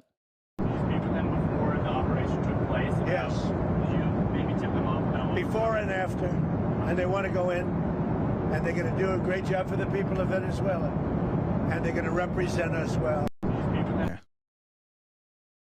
Multiple members of the administration were like, he didn't say that, and then he just like got in front of a microphone. He's like, yeah, that's definitely what I said. Weirdly, The oil executives are saying that they didn't say that he didn't tell them. So I don't know who's even lying here. His administration says he didn't do it. He says he did. The oil executives are saying he didn't. I don't know what we do about that. Who do you trust? Do you trust his administration, the oil executives, or Donald Trump? I just want to know, MAGA, which one do you guys trust? Yeah. Trump just blurts the shit out. That's the thing. Like with the Bush administration, they were able to hide so much stuff. Like Trump's incapable of hiding stuff, which you would think would mean that you would think that if the Bush administration was as dumb as Donald Trump, that we might not have gone to Iraq. I'm starting to not believe that because look at the Republicans today. Trump's just like, we're going there for oil, and Republicans like, hell yeah, let's do it, baby. Let's do it. Let's go get the oil. Trump ran on this is bad. We shouldn't go into countries to take their resources. We shouldn't go out and knock out dictators. That's what he ran on in 2016. Have you guys all changed your opinion? Is it just conveniently you all changed your opinion along with Donald Trump at the exact same time? Like 2 weeks ago, we didn't do regime change wars, but now let's do so many regime change wars. Can we please do some regime change wars? Did you all just change your principles overnight like he did? If you voted for him the first time, what did you vote for? Why'd you change your mind? Trump dumb? Yeah, Trump's an idiot. Yeah, Trump is remarkably dumb.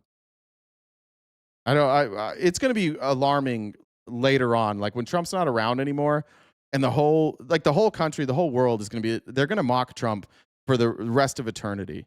They're going to mock the shit that he did. They're like, remember when he tried to rename the Kennedy Center? Like, remember when he changed the Gulf of America or the Gulf of Mexico to the Gulf of America? Remember when they tried to like rebrand the Department of Defense? All of these things now, by the way, are going to be undone. Literally everything, every stupid little thing he's done is going to be undone. Remember when he wanted to sell a card for citizenship called the Trump Gold Card? Like, he will be remembered as the griftiest, lyingest, dumbest president of all time. And it's going to be fun watching some of you. No, it actually made sense. I think most of you will just go along with it. You'll be like, yeah, he was dumb. I didn't really support him, but I didn't have another option because like Kumbala and just Sleepy Joe. That's what you'll say. But you won't defend any of these actions later on. You'll just tell your kids and grandkids, or, well, a lot of you might not ever have kids or grandkids, that you just didn't have a better option. He was the best option you had. Here's Marco Rubio asking a pretty obvious question, or Kristen Welker, excuse me, asking Marco Rubio an obvious question, like, why do we need this oil? Donald Trump says we need the oil. We're going to take the oil. It's ours. We need it. She's asking a question I keep asking you. How come nobody has an answer to this? How come even the Secretary of State has no answer to why we need this oil? States need to take over the Venezuelan oil industry. Well, we don't need to. First of all, let me go back up. We don't need Venezuela's oil. We have plenty of oil in the United States. What we're not going to allow is for the oil industry in Venezuela to be controlled by adversaries of the United States. You have to understand. You guys just leave your politics aside for a second and just pay attention to what he's saying here. We, a different country, can't allow another different country, another sovereign country, to sell their oil to these other countries because we are rivals with them.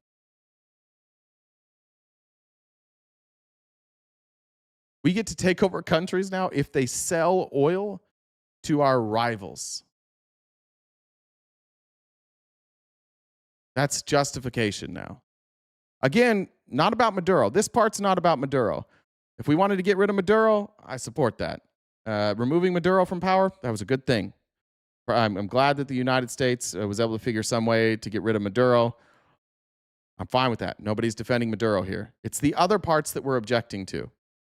It's the reason you guys don't want to talk about it, though. It's the reason that you guys keep saying dumb shit like, oh, so you like Maduro? And stop saying Monroe Doctrine. Stop saying Monroe Doctrine. It's not a law. It's just an idea that someone had. It's not like foreign, but it's not what we do. If this is what we did with Monroe Doctrine, then why is it the first time we're doing this? Why is it the first time that we're like invading countries, knocking off their leaders, and then saying we own this now? Stop it. It's silly. You look dumb. Understand, why does China need their oil? Why does Russia need their oil? Why does Iran need their oil?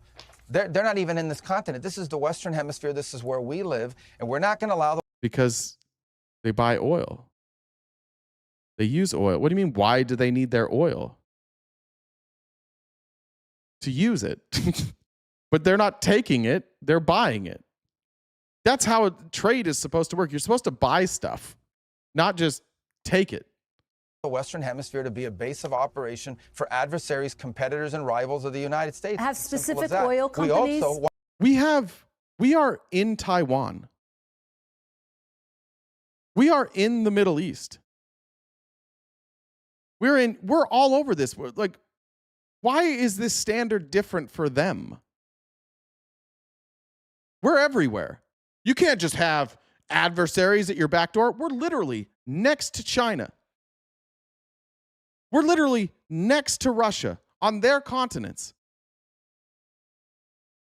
We got to stop escalating. We got to de-escalate this shit. Every time we escalate, it leads to more violence. Why are you guys cheerleading a World War III? Because we really need to go to war. Let's just keep pushing each other's buttons. By the way, I don't think this is going to push us to World War III, because I do actually think what happened here is pretty obvious. That if Russia really cared, Russia and China would have done something about us invading. They don't care. Now they're going to use exactly what Rubio's saying here. And Rubio is now going to go on TV and say, you know what? Fuck Europe. Fuck them all. That's why we need Greenland. Because we're about to tell all of our allies to go fuck themselves and let Russia take them over. Just guessing. That's a prediction I really hope I'm wrong about. That's weird, right? Why is it that like it's only a problem when other countries do it? Somebody said like they use it for terror. Bitch, we use it for terror. We just bombed Iran. We've been doing drone strikes in Syria. We do terrorism too. You don't think it feels like terrorism to them? How is what we do when we go into other countries and bomb them? What's different about them coming here and bombing us?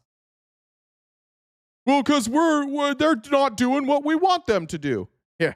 And we're not doing what they want us to do. Listen, Billy, blanket approval for bombing. I hear you, Billy. I didn't say it's illegal. I said it's terrorism.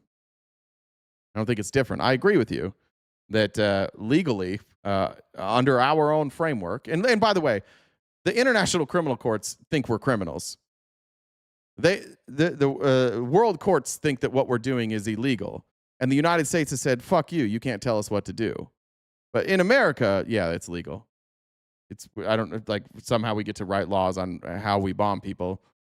Why is it not terrorism? Tell me why it's not terrorism. It's illegal in their country for us to do it. Are you saying it's only our laws matter? You don't think it's illegal for us to go bomb other, like in Iran, you think it's legal for the United States to bomb them? Of course not, right? This is why people fucking hate Americans. I swear to God, this is why they fucking hate us. Only what we say matters. We're a Christian nation. Not very Christian. We're kind of like, we're kind of assholes.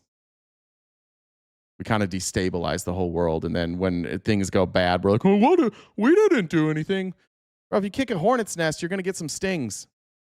Yeah, you destroyed the hornet's nest, but there's some actions that come back and bite you or sting you.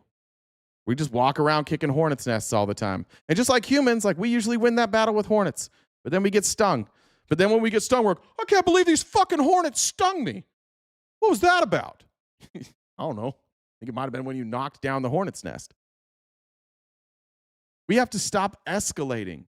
I'm not trying to say like we should be blamed for everything. Like Every one of these countries have done things. Like terrorists have obviously attacked Americans. They've attacked American soldiers. But this idea that what you should always do is react more strongly, like this might is right, and that we're going to rule by power, it just creates more violence. When have we ever stopped violence? It just escalates and escalates and escalates. Now, I'm going to stay in America because I want America to stop being fucking assholes. I want America to stop killing people. So I'm going to stay here in America, and I'm going to keep holding up a mirror to you fake fucking Christians. Fake fucking Christians. If you agree with this, your religion is bullshit. Your Christianity is bullshit. There's no part of Christianity that says murder innocent people. You're fake fucking Christians. You hide behind that cross while you advocate that people die. There's no turn the other cheek in any of you. There's no taking care of the poor and needy. There's nothing about like welcoming people from other countries. You're all just like full of shit. What was first blood? That's not in the Bible too. You're all fake fucking Christians. You guys are Christian people that are Christian on the right. Your Christianity is a hate group. The only thing that you really care about with your Christianity is like, oh, do I get to be mean to gay people? Do I get to be mean to trans people? It's fake fucking Christianity. You're exactly the same as the people that you claim are like radical Islamic terrorists. What do you think that radical Islamic people say? Look, man, I know that our religion teaches peace, but the United States bombed us, so we got to go get them back. And we're going to do it in the name of Allah. We're going to go out there for Allah, and we're going to murder people for Allah. And like 99% of Muslims are like, no, it's not what it says. It's not what it says. It doesn't say that we should murder people. And they're like, yeah, it does. Look at this one scripture out of context. And then they use that as a way to justify their killing. And then you guys, you fake fucking Christians, are like, oh, that's all Muslims. So I get to hate Muslims now. Now I get to justify killing Muslims. You're such fucking phonies. I don't know why are you so bloodthirsty? Why do you want so many people to die? There's nothing about you that if people just watched your lives, nobody would think you were Christian. You're the Pharisees. You wear the costume, you put on the cross, you say the right things, and then you're corrupt. You don't live your teachings. Donald Trump's not a real Christian. Stephen Miller's, I think he's Jewish. Marco Rubio is not a real Christian. Pete Hegseth, shut the fuck up, Pete Hegseth. Pete Hegseth abuses women. And then when it comes time to face accountability, he's like, I found Jesus. I love God now. And you're like, yay, look, he's one of us. And he's like, I love God so much that we have to kill all Muslims. And you're like, yeah. We're bringing back the warrior ethos just like Jesus said. Jesus wanted maximum lethality. He literally starts meetings with a prayer, and then he's like, let's go fucking murder some people today. There's no fucking shot that the Jesus of the New Testament is on board with any of you. And none of this matters either. Like, you don't care about this shit because your hatred comes first. Your religion isn't really a religion. Your religion is a justification for your evil ways. It's a shield. Well, there's a difference between my religion and the real world, and I live in the real world where we have to kill people. But in my religion, I wouldn't personally do it. Except for when I ask you guys, like, should we invade Venezuela? Fuck yeah, we have to. Why? What Venezuelans do to you? Quick, tell me, what did Venezuelans do to you? Why do we need to kill Venezuelans? 80 of them are dead now. 80 dead Venezuelans. Why did they need to die?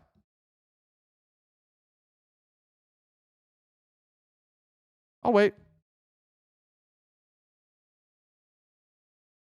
Well, we did, and it was awesome. I hope you include that in your prayers later tonight. Why did 80 Venezuelans need to die? Because of oil. Yeah. They killed our people? Who killed our people? Or Lima, who killed our people?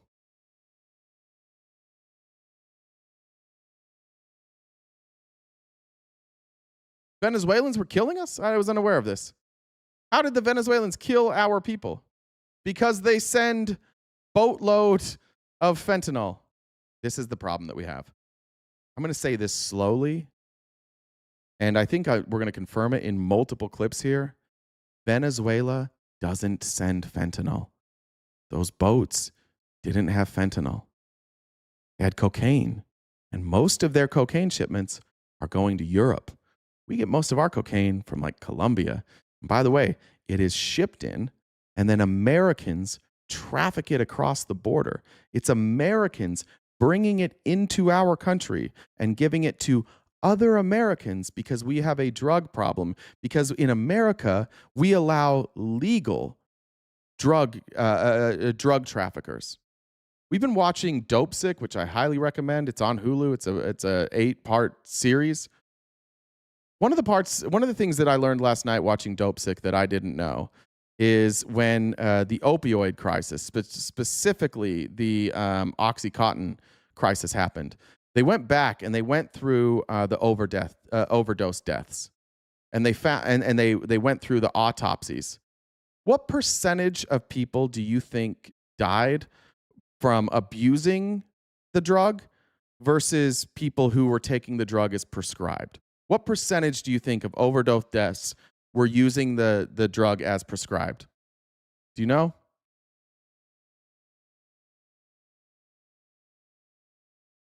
Please don't believe Dope Sick. Oh, please don't. What, you want me to believe the Sackler family? 98%. Maybe 92. It's 92 or 98. Who was there last night? It's either 92 or 98. The overwhelming majority of people died from taking it as prescribed. And when you ask me to prove it, just go look at our government's prosecution of the Sackler family, and it's in our government's documentation. What, now you guys don't believe the government? Oh, we don't believe the government's numbers. The people killing us are us. We are killing us. We get our own people hooked on drugs. We kill our own people on drugs far more than anything that's ever come from Venezuela. We are killing us. And part of the reason that we are killing us is because we allow drug companies to do whatever they want in the name of free markets and capitalism. And they pay off people in the government. What you may not know about the Sackler family and Purdue Pharma is they paid the FDA to put a special label on OxyContin that was very misleading, that made people believe that it was not addictive. And they even made fake charts. And they would bring in all these doctors who just wanted to help their patients, and they showed them these charts of, look, you don't have these spikes. You don't have the dopamine spikes that make you chase this and make it addictive. And when they researched it, they found out that those spikes, those charts that they were showing, all of these doctors were lies. They based they based this idea that it wasn't addictive on one study from one doctor, and that doctor was only studying people that were in the hospital for the extent of their stay. And what he studied is how many of these people are leaving the hospital with an addiction. And it was very low. It was like less than 10% of the people left with any sort of addiction. And it wasn't even a study. He just wrote a letter to I think it was Scientific Journal. And they took that letter that he wrote and they purposely misinterpreted it and said that it is non-addictive, and it killed hundreds of thousands. It continues to kill hundreds of thousands of people. And the Sacklers were just out there living their lives. They are way worse than Nicolas Maduro. There is no drug trafficker in the history of the world that has killed more Americans than Purdue Pharma. And we don't do anything about it. And the reason that people are hooked on these other drugs is because of people like Purdue Pharma, and because we have a system in this country where healthcare is tied to employment. So if you happen to be somebody who gets fentanyl for treatment or an opioid for treatment, and then you get hooked and you lose your job, then you lose insurance. And then you have to go figure out how to buy these drugs on the street. And if you can't get the real drug, then you have to get the closest thing to it. That's why we have heroin. That's why we have methamphetamines. That's why we have cocaine. If we had single payer, go look at these other countries with single payer. They don't have the drug problems that we have.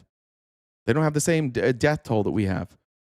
We kill our own people and we blame always anybody but ourselves. No, capitalism is so good. We got to allow people to die. We'll just blame Venezuela. Venezuela doesn't bring in any fentanyl. 90% of fentanyl is brought across borders, either through ports of entry or on boats, by American citizens. 90% of fentanyl trafficking is American citizens trafficking it to Americans. It is not Venezuelans bringing it over our border. It is people that make fentanyl, selling it to Americans in other countries, and the Americans buy it and bring it across the border. We don't really do accountability here. It's the brown people. It's these dirty brown people. They're actually the problem. All right, back to Marco Rubio. I don't even remember what this clip is now. Oh yeah, we did that one. Why they need oil. That one already. All right. Let's go here. How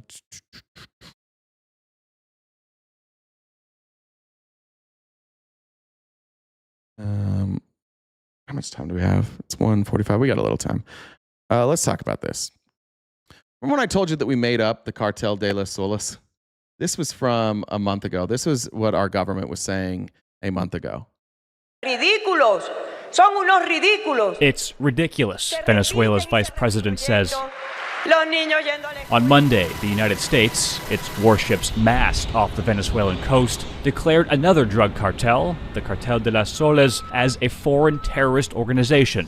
Donald Trump has accused Venezuelan President Nicolas Maduro of being its leader. He is one of the largest narco-traffickers in the world and a threat to our national security. Maduro denies it.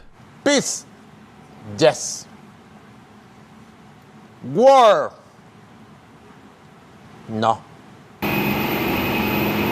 Reuters is reporting sources say the U.S. is preparing for the next phase of operations against the country, which could include covert action. A White House official said they wouldn't comment on action that may or may not be happening. But an expert says much of what Trump's White House claims isn't accurate. There's no such thing as the Cartel de los Soles as such.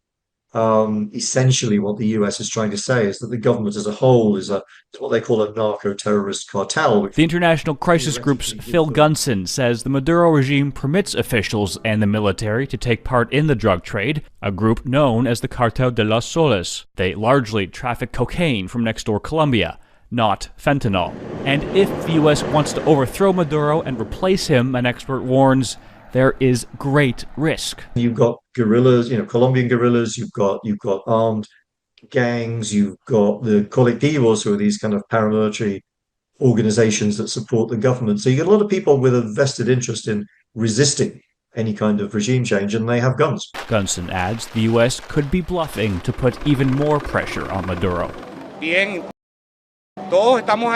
This man says Venezuelans are watching what happens, but still going about their days. The country has suffered a humanitarian crisis for a decade and authoritarianism longer than that. There's not much they can do except watch.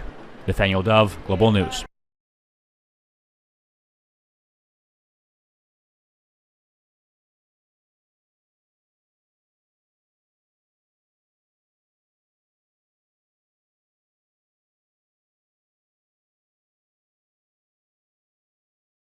Muted. Motherfucker. Sorry about that. Marianne said it's a military industrial complex. Holden says, thanks for standing up for the right side. Where was this one? D. Freezy said, Jen's threatening us with scripture. Jen, are you threatening people with scripture? What did you do? No. I just said there's only so much left in the goal, and Jesus flipped over tables for less. Thank you.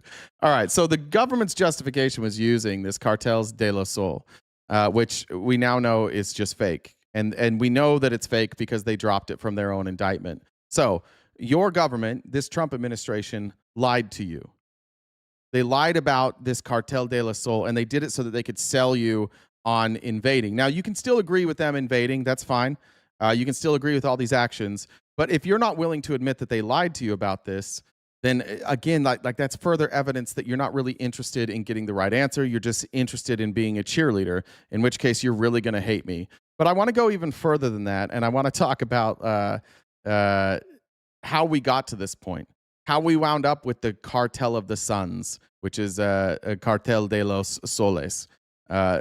Translated means Cartel of the Suns. This is a 1993 60 Minutes episode, and they are going to copyright strike this. And so if you're watching this later, this is going to be cut out of our video, I'm guessing. We're using this fair use, but it's not worth it fighting CBS sometimes, and so they'll probably pull this out. You can look this up yourself. The title of the video is... I actually had the YouTube version.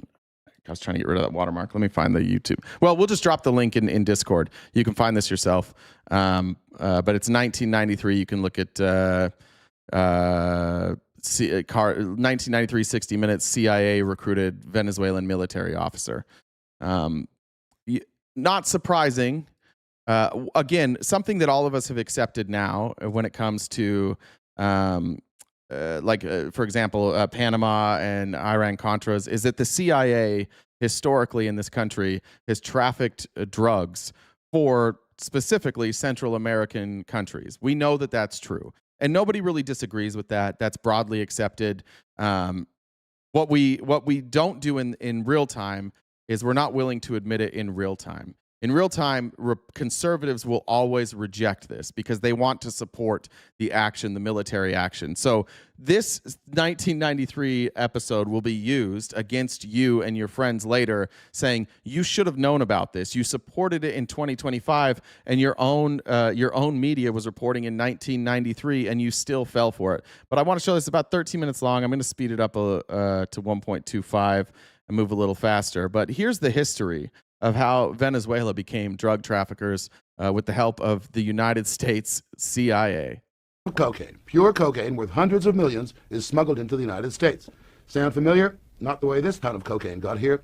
According to what the former head of the Drug Enforcement Administration told Mike Wallace, this drug shipment got here courtesy of what he calls drug trafficking by the CIA in partnership with the Venezuelan National Guard. While rumors of CIA involvement in drug trafficking have circulated for years, no one in the U.S. government has ever before publicly charged the CIA with this kind of wrongdoing. And it's not the kind of accusation anyone in government would make without thinking long and hard. Let me understand what you're saying. A ton of cocaine was smuggled into the United States of America by the Venezuelan National Guard? Well, in cooperation with the CIA? That's exactly what appears to have happened. I apologize for the watermark. I literally can't find a copy of this without that watermark. I don't know if they bought the rights to this Wazy Digital, but I could not find a copy anywhere without this watermark. Until last month, Judge Robert Bonner was the head of the Drug Enforcement Administration, the DEA.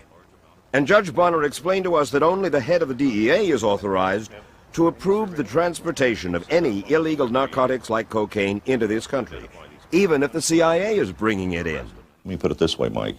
If this has not been approved by DEA or an appropriate law enforcement authority in the United States, then it's illegal. It's called drug trafficking. It's called drug smuggling. So what you're saying, in effect, is the CIA broke the law.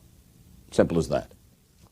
I don't think there's any... Dennis, you know where I'm going, but yes, there's a FOIA release from the CIA from 1994. You can follow this too. Well done, Dennis. Any other way you can rationalize around it, assuming, as I think we can, that there was some knowledge on the part of CIA, at least some participation in... Wazy Digital is a copyright licensure. They're a paid secure agency. Thank you, Shane. I did not know that. Approving or condoning this to be done.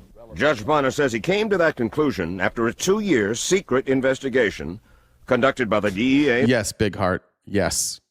Yes. She said, do you believe black people now? Yes. And we should have believed earlier. So on my behalf, at least, I apologize. But yeah. His Office of Professional Responsibility in cooperation with the CIA's own Inspector General. And what reason did the CIA have for promoting this drug smuggling? Well, the only rationale that's ever been offered is that this would lead to some valuable drug intelligence about the Colombian cartels. Over half of the Colombian drug cartel's cocaine crosses the border with Venezuela on its way to the United States and Europe. Back in the 1980s, the CIA was mandated by then-President Reagan to develop intelligence on the Colombian drug cartels. And so the CIA, with Venezuela's Guardia Nacional, or National Guard, set up an undercover operation, a drug smuggling operation in Venezuela that could handle the transshipment of the Colombian cartel's cocaine on its way to market. The plan was to infiltrate the cartel, and it worked. For the CIA National Guard undercover operation quickly accumulated this cocaine, over 1.5 tons, that was smuggled from Colombia into Venezuela inside these trucks, and then was stored here at the CIA-financed Counter-Narcotics Intelligence Center in Caracas. The center's commander and the CIA's man in Venezuela was National Guard General Ramon Guillén Davila. I tried to work together with them. I was always aware that they were not telling me everything they were doing. Annabelle Grimm was a DEA agent with 18 years' experience when she was made agent in charge in Caracas. And she says that the CIA station chief, James Campbell, and this man, Mark McFarland, the CIA officer in charge at the center, told her that to keep the undercover smuggling operation credible, they had to keep the cartel happy. And the way to do that was simple: deliver their dope, untouched by U.S. law enforcement, to the cartel's distributors, their dope dealers in the United States. You'll notice, once again, our government currently is allowing drug traffickers and people killing Americans to continue to operate in this country. The big pharma and the opioid producers are still allowed to operate. You'll notice we didn't invade China or Mexico, where a lot of the fentanyl is coming in, at least it's staged there before Americans bring it in. You'll notice that we're not necessarily going after Americans, and we're not doing anything about people who are addicted to drugs either. We're actually cutting funding for people that are addicted to drugs. So the things that are killing Americans, we're doing nothing about. But the country that's not shipping any of that stuff, and whose drug trade routes were opened up by our very own government, who just so happens to have oil, they're the ultimate bad guys.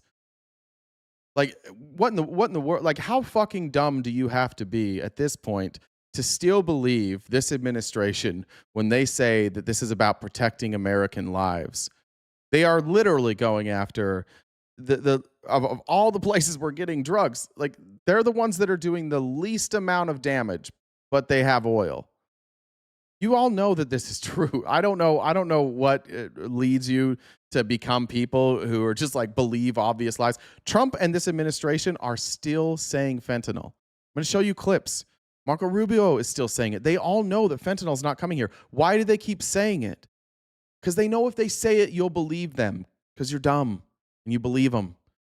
And they know they can just keep lying to you because you don't care. You're just going to stay mad at the people telling the truth. You're more upset with me for telling you the truth than you are at them for lying.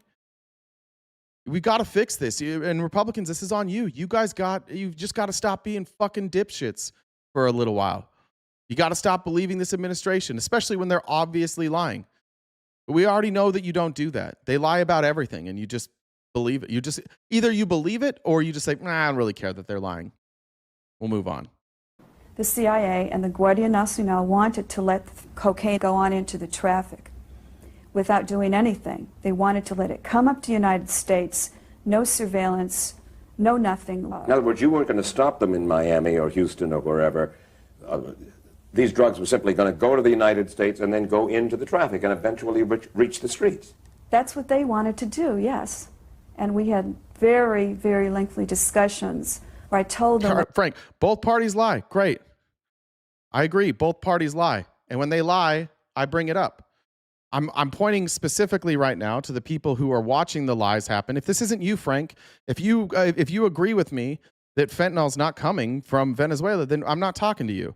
But you and I should probably also agree that we should talk to these people who are believing obvious lies. I agree the government's going to lie, but if you allow them to lie to you and you do nothing about it, you never hold a standard for them, they will lie even more. I don't like when the government lies. When I find out that the government lies, I talk about it.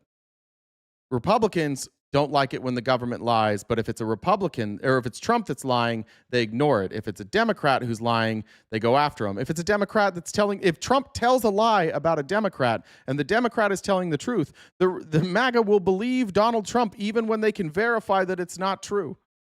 So Frank, if right now we need to focus on the people believing the lies. This middle ground, like everybody lies, we just got to bend over and take it. It's a silly thing to say right now. We should just talk about the people who are believing this specific lie. What the U.S. law was, and the fact that we could not do this. So here you got Jim Campbell, chief of station, who knows about this. Mark McFarland, CIA officer, knows about this, and are stimulating this business of sending what are uncontrolled deliveries of drugs, smuggling drugs into the United States, right? Right. That's true also. Why would they want to do that? As they explained to me, that this would enable them to gain the traffickers' confidence, keep their informant cool, and it would result in future seizures of larger quantities of drugs. And also they hope to, I guess, they thought they were going to get Pablo Escobar at the scene of the crime or something, which I found personally ludicrous. But if Annabelle Grimm thought this was ludicrous, the CIA station chief James Campbell did not. He enlisted the assistance of CIA headquarters in Washington to get approval for the drug shipments. And his bosses at the CIA in Washington went over Annabelle Grimm's head directly to her bosses at DEA headquarters. Yeah, but Court, you said both lied. Rather have no drugs coming in and listen to the lies than drugs pouring in and them lying, saying they ain't. That's literally what's happening right now. The Trump administration is literally lying to you about stopping the drugs from coming in. They're lying about that. The Biden administration was open. They were giving you the numbers. They showed you the numbers. They never hid that. They told you about the drug problem. They tried to address the drug problem. They had the trilateral agreement with what was it, Honduras, Mexico, and somebody else. I don't remember who it was. Like, they were telling you this. The Republicans are the ones that are lying to you. They're lying and saying that they've stopped these drugs from coming in. How are people still dying if there's no drugs coming in? In Washington. They made this proposal, and we said, no way, we will not permit this. It should not go forward. And then, apparently, it went forward anyway. In fact, by the way, for Republicans that are here, you may have seen Donald Trump, Pam Bondi, the Department of Homeland Security, Joe Rogan, Patrick Bet-David, Tim Pool, all of them retweeting this graph that showed overdose deaths plummeting and saying, look how great we did. We dropped overdose deaths. Look at this. Like, ever since we started bombing these boats, overdose deaths are way down. Raise your hand if you saw that, Republicans. And now raise your hand if you knew that was a chart from the Biden administration. That chart ended in October of last year before Trump came in. Just this week, the Trump administration was lying about overdose deaths, taking credit for something that happened before they came into office, when the overdose deaths were plummeting. Go look it up. Go to Twitter. Look at what they all retweeted this last week. They're either they might actually be dumb. I might not even say they're lying. They might just be all fucking stupid. There's a real chance they were just all fucking stupid. Because that's a weird thing to lie about when, like, on the chart, it showed the dates. It's like, wait a minute. Trump came in January 2025. This ends October 2024. This isn't you. It like within 12 seconds, everyone's like, what? And they just ran with it. The joint DEA-CIA investigation we mentioned earlier confirmed that over a ton of cocaine made its way from the counter-narcotics center in Caracas to the streets of the United States. And they discovered that at one point, General Guillen's National Guard tried to ship 1,500 kilos at once. They were not successful in that because apparently the package they had put together was too large. It wouldn't fit on the plane. General Guillen admits to the bungled operation. It was too big for the airplane door. Tyler, I do know where drugs come from. We all do. The government tells you where it comes from. The Trump administration is where I got this information. Tyler, just because you're dumb and because you don't research anything, don't assume other people don't. We do know where it comes from. They've told us where the Trump administration is not, when you look at their data, they are not claiming that fentanyl comes from Venezuela. They only say that publicly because of dipshits like you who just believe everything they say. You're the target. You're the mark. All of it, just saying that. Like, if they were here right now, they'd be like, those are the type of people. We need to target all Tylers. People who just hear something they don't like and say, that's a lie. That's exactly who they're looking for. You are the MAGA mark. Because the plane was a 707. The box was... You think I think Spaniards are brown people? What? Do you think I think Spaniards are brown people? Spaniards are white? That's crazy. Too big to get into the airplane? $30 million worth of cargo, drugs, all these officials, the Venezuelans, the Americans. Fentanyl does come in through the Canadian border too. That's true. It is smuggled in through the Canadian border too. The Colombians. By Americans. All so stupid that they don't have a box that's small enough to fit inside their own airplane. This is perfect, John. Remember, folks, if you want to know the truth, just look up how the people of Venezuela are celebrating their liberation, crying tears of joy. That's not truth. This is a perfect example. I had to stop for this one because this is like the encapsulation of MAGA. Remember, folks, the truth is a video that you saw online, out of context, and just people celebrating. That is the only truth that you need. Don't fact check anything. Don't read anything. Just see a video of people crying tears of joy. By the way, multiple MAGA accounts, prominent MAGA accounts, and members of the government retweeted AI-generated videos of Venezuelans celebrating and crying. Yes, some of the videos are real, but MAGA can't tell the difference between what's real and what's AI. And you literally just said that the proof is a fucking video that you saw. Again, you're the mark. You guys are all proving time and time again that you are the easiest people to manipulate. That's why Donald Trump, a lifelong Democrat, and all these rich, lifelong Democrat tech overlords said, we're going to switch to the Republican Party. We need dumb motherfuckers to believe everything we say. And here you came in as a dumb motherfucker. Like, I'll do it. I'll be the dumb motherfucker. The traffickers made a mistake with the plane. Is it possible that General Guillen was doing this on his own without the knowledge of the CIA? I would find it very difficult for several reasons to believe that they did not know what was going on. They built, they ran, they controlled that center. General Guillen and his officers didn't go to the bathroom without telling Mark McFarland or the CIA what they were going to do. The drug smuggling operation finally unraveled nearly a year after Annabelle Grimm says she told the CIA and General Guillen that it was illegal to send drugs uncontrolled into the U.S. Then, a shipment arrived at Miami's International Airport. Here we go again. If Dems are so smart, why are all Dem cities trashed and people are fleeing? They're not. You're a mark. You've been educated by videos and online rhetoric. Democratic run city, like Democrats are paying all the bills. Blue cities and blue states pay all of our bills. Your dump ass red states don't pay bills. You guys are all donor states. I live in Phoenix, Arizona. It's fine. Chicago, it's fine. San Francisco, it's fine. All of the people aren't fleeing the way that you say that they are. In fact, if you even look at the people that have left New York City, it's something like 3% of them said it was because of cost of no, is that not New York City? It might be LA. What city was it that I just saw this about? I'm trying to remember what the city was. I'll have to fact check. I'll see if I can find the video. I don't remember what it was, but when they did I think it's New York, but when they did the exit, they asked people why they left, it was 3%. It was cost of living.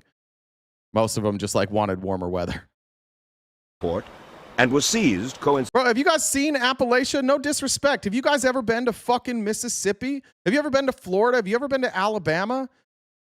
Have you ever gone out into rural Alabama? Listen, it's not sunshine and fucking rainbows over there. There are areas of this country all over the place that are bad places to live. But red state people going it's great over here. Bro, I've been to all your states. I've been to some of the probably the most hellhole place I've ever been, or city I've ever been. It was north of Davenport, Iowa. And I was sitting in a house. It was when I was working for a satellite company. I went into multiple houses that had holes in the roof. You could just see through the roof. Like, give me a fucking break. You guys act like poor people only exist in democratic cities. Like, you're the mark. They show you a video of somebody doing drugs or somebody that's committing a crime, or like windows that are broken out in Chicago or Detroit, and you see that from your red state and you're like, ugh, what a shithole. And then you go, like, you don't realize your state, like, how's Texas doing right now? Go to Dallas, go to Austin, go to San Antonio, go to Houston. You tell me that they're not having the same problems? Go to fucking West Texas.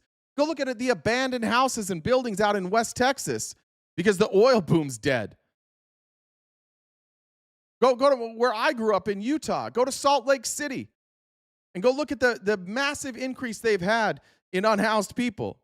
It's wealth inequality that causes that, not Democrats. But again, you're too stupid to analyze any of this stuff. You're the mark. They just have to show you a video and you're like, that's the truth. Incidentally, by U.S. Customs. Customs traced those drugs back to the Venezuelan National Guard. But General Guillen told us that operation had been approved by U.S. authorities. Look, what I see here is that there is a problem between the CIA and the DEA, and perhaps they are trying to find a fall guy who is General Guillen. If I had anything to do with illegal drug trafficking, I wouldn't be sitting here talking to you. General Guillen is right about one thing. No, Steve, my mouth doesn't taste like shit from all the lies I tell. My mouth tastes like shit because your dad wants me to eat it. Would travel to New York to talk to us about Judge Bonner's charges only because he had already been granted immunity from prosecution in that DEA CIA Inspector General's investigation. So we confronted the general with this document, a report from that investigation that reads like his confession. Guillen lost his composure, and when directly confronted concerning his involvement in the unauthorized and illegal shipment of cocaine to the U.S., confesses. Look, I say that confession is not true. In that report... It did sound like I was saying he wants me to eat his shit. I meant his ass, but that did come out wrong. Thank you. There are a lot of lies. It's useless. I have not confessed anywhere. So you're clean. Clean.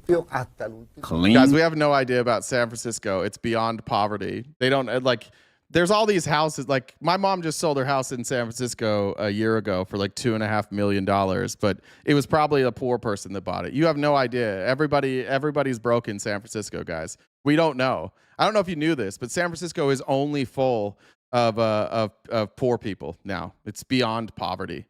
That's called wealth inequality in San Francisco. And it's due to massive tax breaks and subsidies and allowing wealth inequality to get out of control. And why is wealth inequality out of control? Because we don't tax people appropriately.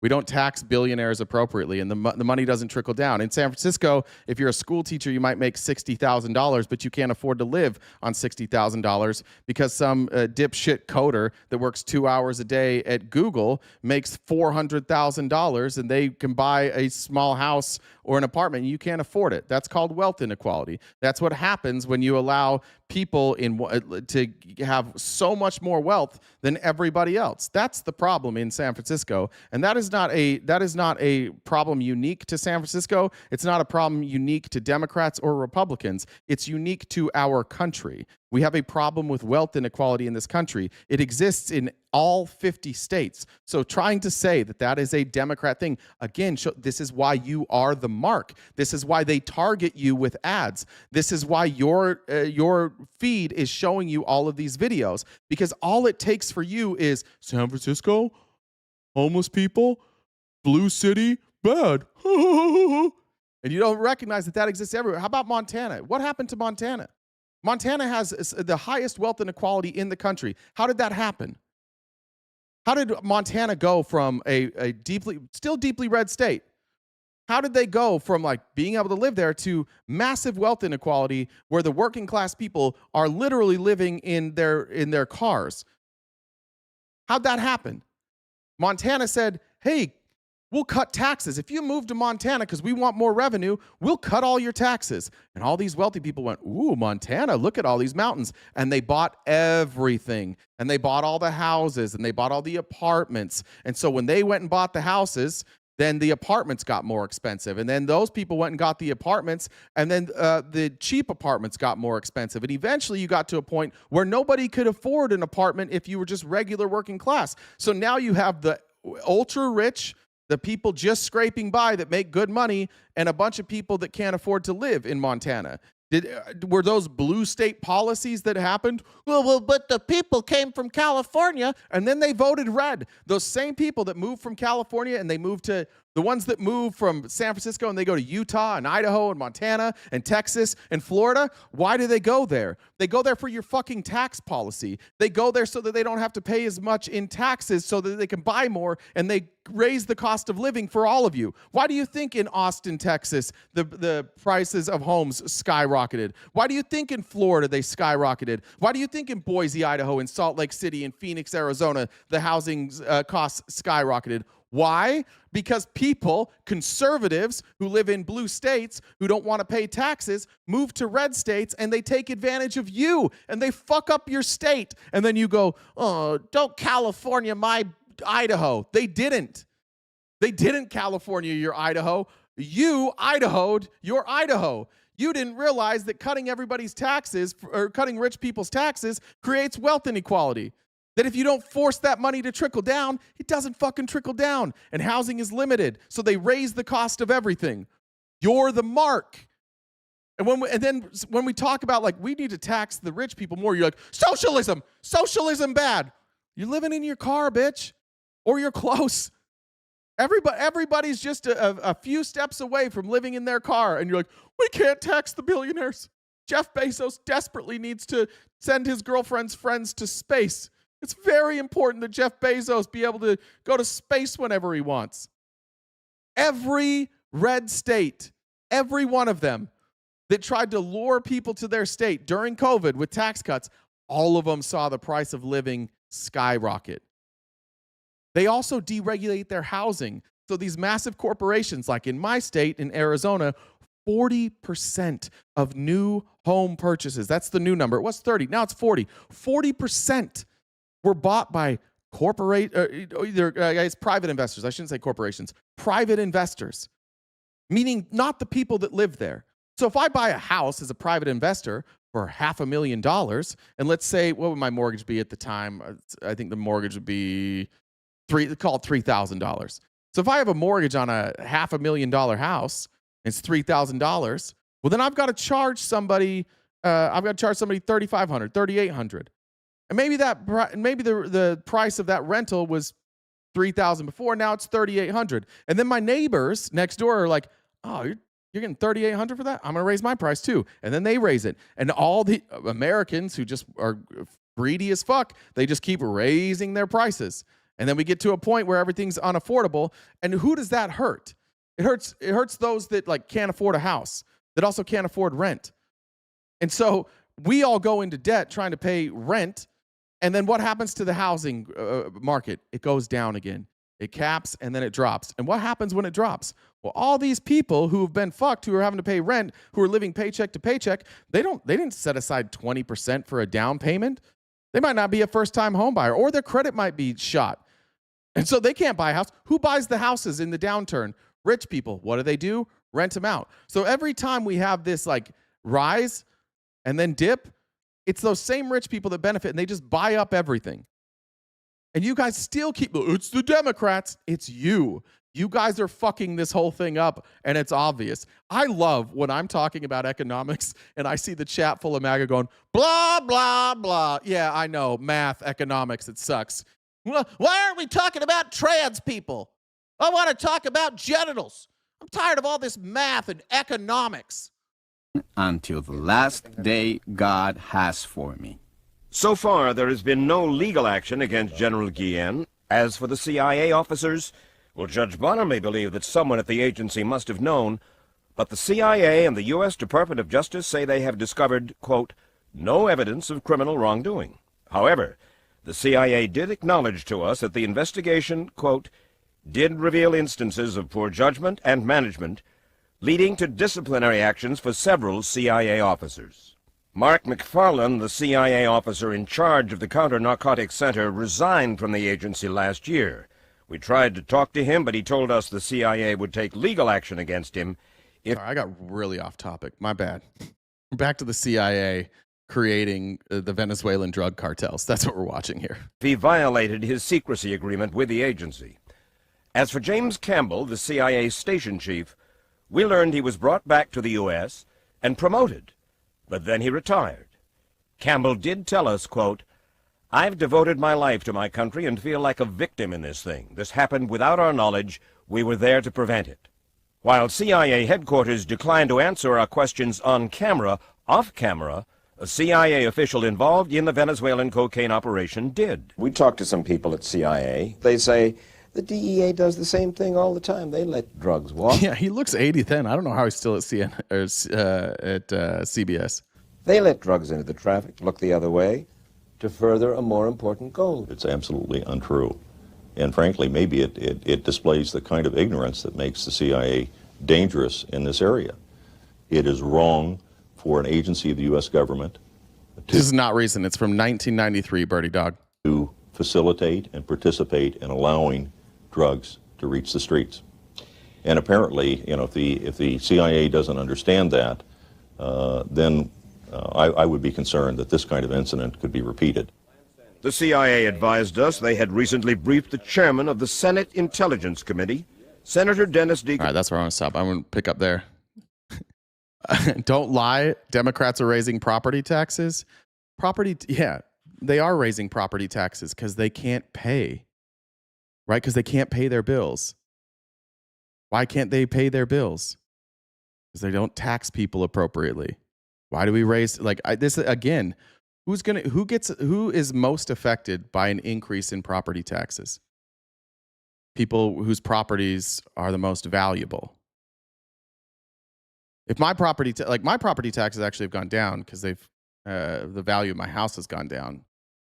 But yeah, we have to raise tax. I don't know if you know this. We have to raise taxes to pay for things. That's how it works. If you can't pay for stuff, you have to raise taxes. Republicans have also, the marks, the dummies that don't understand math, you guys they've created like a moral opposition to taxes, which is a crazy thing. So because you're against raising taxes, you allow Republicans to cut taxes for rich people, not for you, you're not getting dick out of this, and also increase spending. So because you're morally opposed to it, you're like, well, look, I don't like the increased spending. I know that they need to cut spending, but at least they're cutting taxes. Well, that's worse. Just like, this is simple fucking math. If you are a Republican and you advocate for cutting taxes, but you do nothing about spending, then the deficit, instead of being like this, is like this, because you bring in less money and you spend more. If you raise taxes and also, if you raise taxes that would be higher. If you raise taxes and raise spending, it's not the same. If you raise spending and lower taxes, you get a bigger deficit. That's why now 60% of our entire debt has come from two presidents, George W. Bush and Donald Dumbfuck Trump. And Trump's only been in office for 5 years. And it's 60% of our debt has come from their tax cuts. Because again, they just sell you on an ideology. We're pro-freedom, except for when people disagree with you. We don't want to be the world's police unless we want to be the world's police. We're fiscally responsible. No, the fuck you're not. You guys spend more than Democrats and you take in less in taxes. You are all too stupid to figure this out. It's frustrating. It's just math. It's literally just math. You want to see the charts? All right, we'll pull up the charts.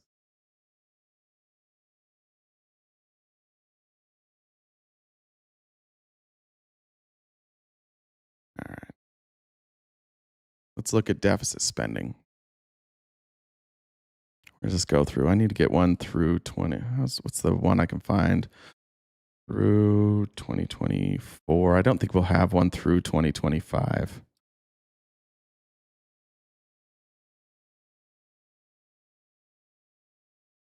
All right. And that only gives me through 2015.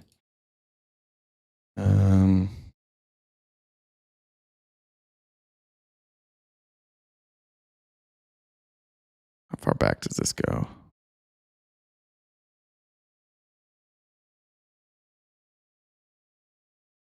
All right, let's look at this. This is deficit spending, right? So we're cruising along here during the Bush years, 2007. What happens here? Why in 2009? Let's just be honest about this. Why do we have a sudden increase in 2009? Republicans, help me out here. Because obviously the financial crash, right? So we had to increase spending. A bunch of people lost their jobs. So receipts went way down and spending went way up, right? We see that same thing here as the recovery. And then the recovery starts about 2012. We start to see recovery. And you look under Obama, we started lowering deficit spending. 2012, 2013, 2014. By 2014, we're back at 2008, almost 2008 levels. We're back at 2008 levels by 2015. Slightly up in 2016. Then Trump comes in. Up, up, up, up. This is Trump. Massive increase. Now, of course, it was already going up, but of course, this is going to be COVID. This 2020 is COVID, but we went from decreasing to increasing COVID spending. Biden steps in here, COVID spending goes down. Then we have the Infrastructure Act and the Chips and Science Act, right? And so we've seen it go up and then kind of level out here. And do we see decreases here so far in 2025? We're at 1.78 trillion. This was as of September. We now know that this number is going to be about 3.8 trillion. When was the last time we had a 3? Is that the right number? Somebody give me the, what's the projected deficit for 2025? Let me see.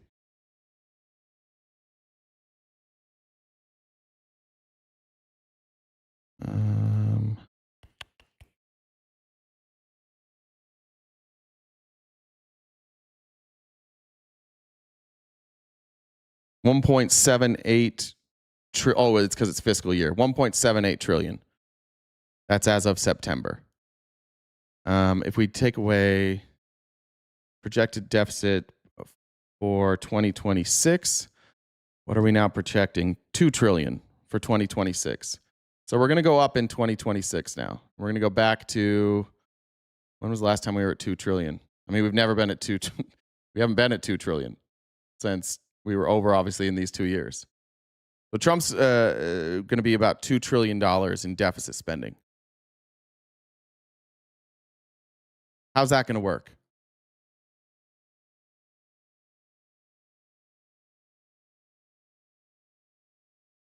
Explain it to me. How is it that our deficit goes up after tax cuts? Where was the tax cut? 2017, right here? Those are some pretty big increases in 2018 and 2019. Isn't this the time when Trump's economy was booming? Isn't this the time when we were doing really well, he said? Why was our deficit spending going up so much? What happened? What was this? What was all this spending? George Bush?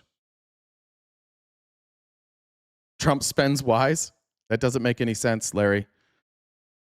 No, this is adjusted for inflation.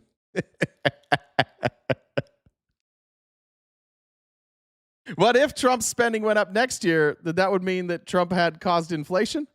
If it goes to 2 trillion from 1.78, would you this is a problem with you? One, your argument's wrong, but even if we extended that, then going to 2 trillion next year would mean that Trump caused inflation? Tax cuts means less income spending. These are the monthly Treasury statements. This is from the Treasury. You can download them here if you want. You can go back and look at them, but these are Treasury statements.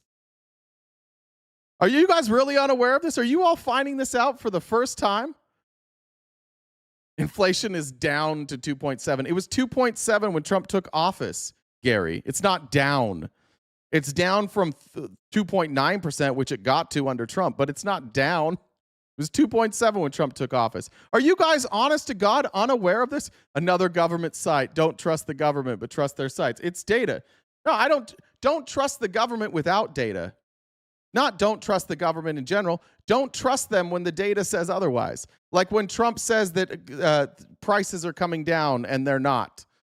Don't trust that. When he says prices come down by 700%, don't trust that because it's mathematically impossible. Gas is way down. Is it? Let's look at gas prices. How do we measure gas prices? How do we determine if gas is way down? Because I want to be on. We need to be honest about this, right? Let me see if I can narrow this. A long one. Can I make this smaller? And we'll go here. Oh, let's see. I think I can do it by month. Gas prices by month. Is this the one? This is the one I want to look at. Yes. Thank you. Nope. Yeah, here it is. Before I get into that, let me read some comments here. And we're going to go for like another 30 minutes. Sorry, Jen, in advance. Thank you. Quantum Entanglement said, keep up the good work. Love learning here. Jamar said, let's traffic drugs so we can get a drug trafficker. Lee said, RTP live, anti-MAGA dues. Thank you. Did I miss any here? All right, Jen's about to beat my ass. I know this was a tricky day. Jen says we're about 100 short. We can knock that out, no problem, in the next 30 minutes. That's what we're short on the gift goal. I haven't updated it, but that's where we're at. Let's look at gas prices during Trump's time in office. Now, the way that we judge gas prices is against the same month the year before. And the reason for that is you'll see here that gas prices in the summer are always more expensive than gas prices in the winter, unless there's some exceptions where you might have like hyperinflation.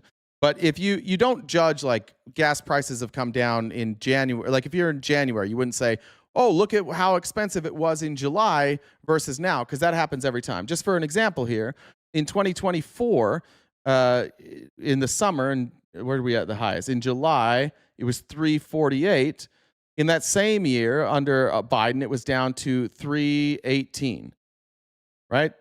So we're going to judge it by the same month. So when you say way down, we're looking at 2024 to 2025. Do we have that number in yet? Do we have the actual numbers in from December yet? I didn't know we got those. It was about the same, and now we're looking at December. Gas prices finally are down significantly. And that's it. But in December, but if you look at January, it was basically the same. It was basically the same all year long. And now we're down in December. That's it. So prices haven't come down. Gas prices are down, what's that? 11 cents right now. Don't have our new January numbers yet. What's the average price of gas right now? Go up or is it down? Oh, it's the same. Man, where do you guys live? You guys live in great states. So I'm in Arizona. Gas prices are so expensive in Arizona still. It's crazy. So that's it. Price of groceries, not coming down. However, the reason that this price is coming down is because we drilled a lot of oil, but also because people aren't using as much. Right? That's how it works. Not 275. I think it said 282. Or maybe you're saying like in your home state, it's 285. Here we go. So that's what we have. But deficit spending, way up. Again, you guys said the reason that we started this conversation is Republicans were saying that debt is because of Democrats. It's not.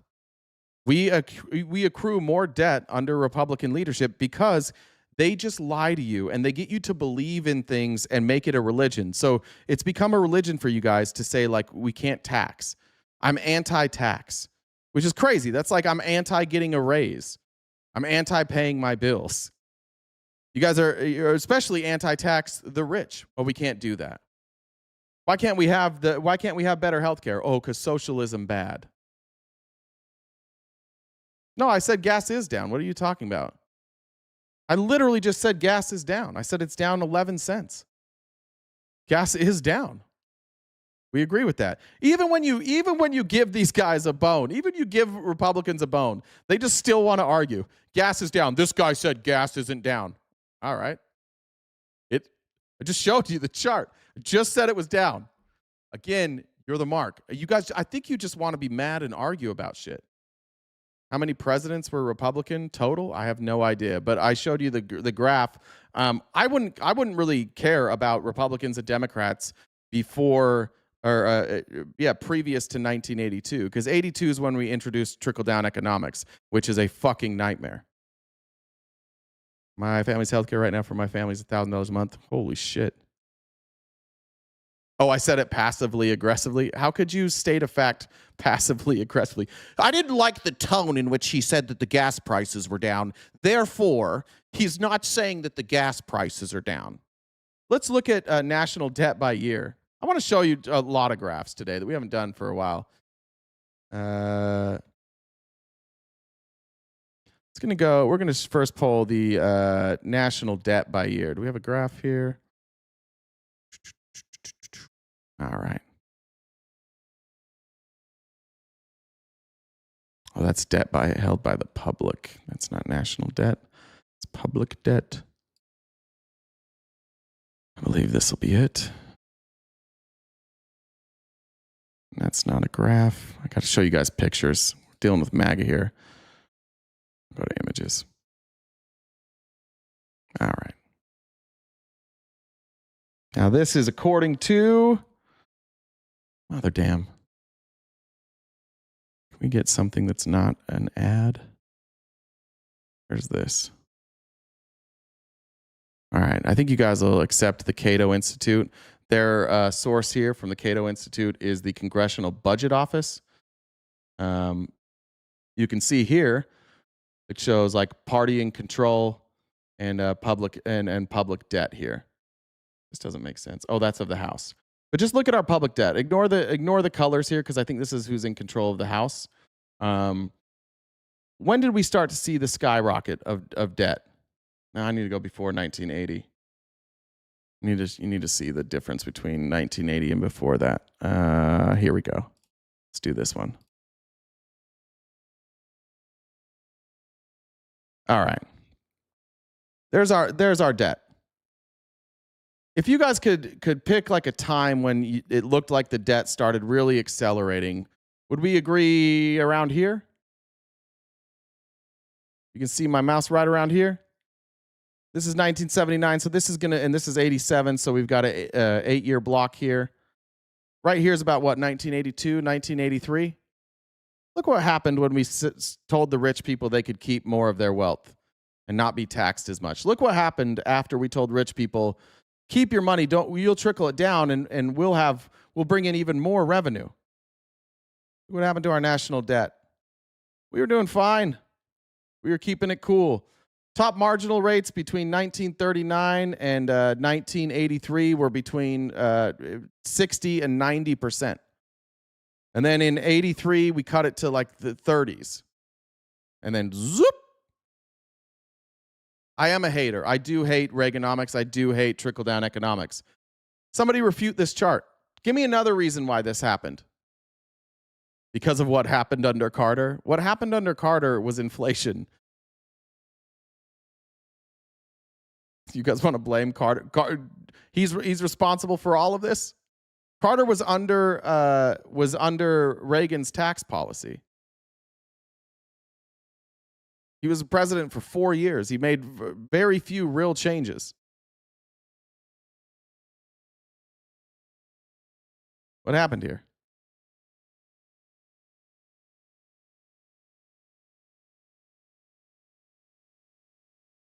Anybody? If it's not trickle-down economics, what changed in 1983? Food stamps, Section 8. Yeah, that's what, for sure. For sure, that's what happened. It would definitely, guys, it was definitely not the tax cuts for rich people. How would taking us off the gold standard? Yeah, that's part of it. Steve, I like what you're saying. Like Nixon taking off the gold standard. Why did he do that, though? Because of his belief in trickle-down economics. because what Nixon and Republicans believed in is that we had to get off the gold standard so that we could accelerate our growth, so that we could actually have more wealth in circulation. What taking us off the gold standard allowed people to do is create funny money. It was saying like banks can actually loan out more than what they have in reserves. It's like 20x what they can loan out. You're right, but it's not because of the gold standard. It's the principle behind it, that we no longer had to actually back our currency or have accountability for our currency. Even if we could have got off the gold standard, but still told banks like your lending ratio needs to be like 3-to-1, but it's 20-to-1. It wasn't just the gold standard. It was then what we allowed banks to do over and over and over again, and allowed themselves to overextend to the extent like the 2008 financial collapse.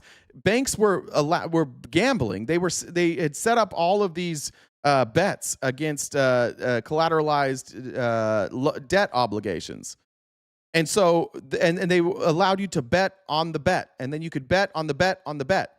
And so banks were overexposed. They were paying out huge amount in incentives to sales reps who were taking bets against the housing market. And they were so sure that the housing market wouldn't collapse that they were paying out in some instances like 30 and 40-to-1. And they were allowed to over leverage what they actually had. So the banks had obligations that were 40, 50, 60 times what they actually had in reserves. And when it came time, when the housing market crashed, they owed all this money to people who bet against the housing market, and they didn't have any money. Why? Why were they able to do that? Deregulation. That's what Trump's doing now. He's deregulating. When this AI bubble crashes that's coming, you're going to find out that deregulation is going to collapse a lot of economies, not just ours, but all across the world. It's going to collapse housing markets. It's going to collapse mom and pop shops. And who's going to get the bailout? You all know already. Do you think for 1 second that if the economy collapses, that Donald Trump's going to give you money? When you can't afford to pay your mortgage, do you think Donald Trump's going to give you the money, or do you think he's going to give it to his donors? Do you think he's going to say $6 trillion to everybody in this country in a bailout, or is he going to give $6 trillion to NVIDIA, whatever the number happens to be? I think you guys all know the answer. I think you all know that Donald Trump is going to give that money to his friends. It's exactly what Bush did. It's exactly what Obama did. How come after the housing market collapsed, we didn't give money to the people who lost their houses? Why did we give the money to the banks instead of the people who lost their houses? Too big to fail, right? What did that mean? When you think about like what does too big to fail mean? It meant that like these banks controlled everybody's houses and everybody's assets. And if they fall, what are we going to do? Well, they weren't actually too big to fail. The government could have been the bank. The government could have said, hey, all of you people who have houses, like we're your bank now. You're going to make your mortgage payments to us. Those balloon payments that you just got because of the default rates causing your adjustable rate mortgages to skyrocket, we're going to take your adjustable rate mortgage and we're going to move it back down to what you were paying before. And the government could have been the bank. But why didn't we do that? Socialism bad. So they gave the money to the bankers. And what did the bankers do? Did they give people relief? Oh, fuck no. They took their houses. They foreclosed on their houses. They gave themselves massive bonuses. They paid themselves massive salaries. They went back out and started doing the same shit while they foreclosed on Americans' homes. And when this inevitably crashes, Trump's going to give that money to everybody else. It's exactly what Trump's doing now. He's taking the revenues we're making from this country and he's investing it into these companies. When Donald Trump talks to you guys and says, I'm going out and I'm making these trade deals and I'm going out with tariffs, and South Korea has pledged $6 trillion or $6 billion, whatever it was. I don't remember what they pledged. 600 million, trillion, billion, whatever it is.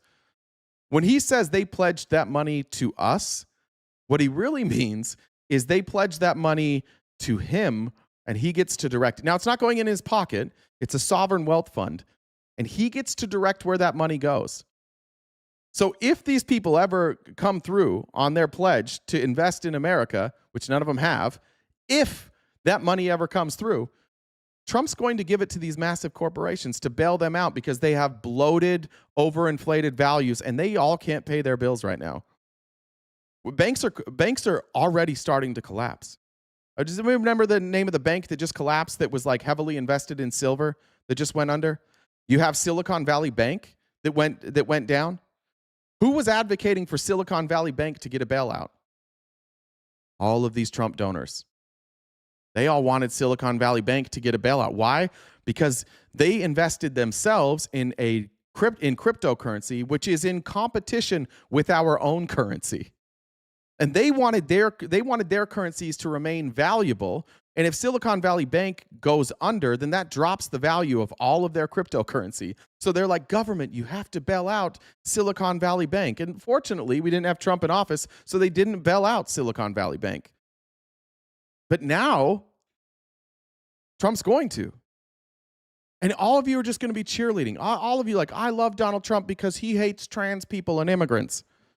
It's unbelievable to watch you guys just consistently vote against your best interests because you've been taught and propagandized into thinking that taxes and socialism are evil and that socialism kills people.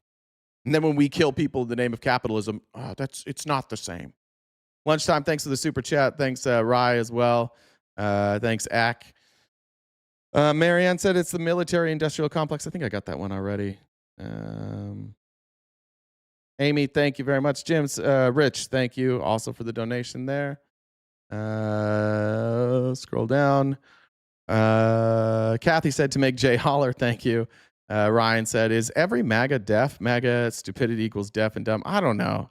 It's willful. It's pretty willful for them to ignore obvious information. All right. We got 15 more minutes. What do we want to talk about? There's a couple more things I can cover with Venezuela. I want to go here. I want to first show you. What's up? Did you see the what the White House released for January 6th? Jesus.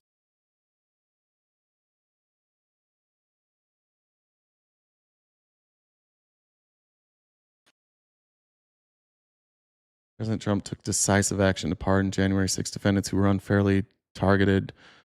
Did they make it shake? Is that part of the... Yeah, 1 second. They were not protected by the leaders who failed them. They were punished to cover incompetence. On his first day back in office, Trump issued sweeping blanket pardons. Auto pen, by the way, for nearly 16 patriotic Americans. And he had them prosecuted for their presence at the Capitol. Many were trespassers or peaceful protesters treated as insurrectionists by a weaponized Biden DOJ. He fully pardoned most, commuted sentences in order to immediately release of those who were still in prison, ending years of harsh solitary confinement, denied due process. Nobody was denied due process. That's a lie. And family separation. Oh, care about that now. Since January 6th, Nancy Pelosi spent over 3 years and nearly $20 million in taxpayer funds on her partisan select committee, producing a scripted TV spectacle to fabricate an insurrection narrative and pin on. Jesus Christ, I just can't. It wasn't a partisan select committee. The people being investigated for January 6th, like the Republicans could choose whoever they wanted on the select committee, and they chose people who were going to be prosecuted. Obviously, you can't be in charge of the prosecution if you are being prosecuted or investigated. Obviously, you can't do that. So the Democrats are like, you can't pick Jim Jordan. You can't pick these people who were in on it. They're obviously going to take their own side. They're obviously biased. You have to pick different Republicans. And the Republicans said, no, we're not going to do it then. It was only partisan because Republicans refused to engage. And Liz Cheney and Adam Kinzinger were like, well, all right, we'll jump on for the Republicans. This is crazy. I mean, I don't know to even take any of you. Even this. We have responsibility, Terry. Yeah, it's a we whole did thing. not have Hold on, any explain the video real quick. for what was going on there, and we should have. This is ridiculous. You're going to ask me in the middle of the thing when they've already breached the inaugural stuff that should we call the Capitol Police? I mean the National Guard? Why weren't the National Guard there to begin with? They thought that they had sufficient That resources. is not a question of how they had been. They don't know. They clearly didn't know, and I take responsibility for not having them just prepare for more. Donald Trump wants to tell you that Nancy Pelosi was in charge of the National Guard on January 6th. He's just lying to you.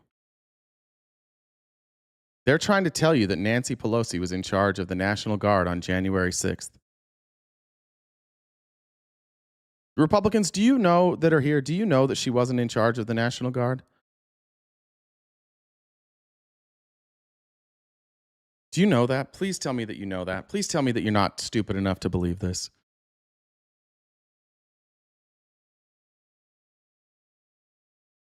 Please don't let us down.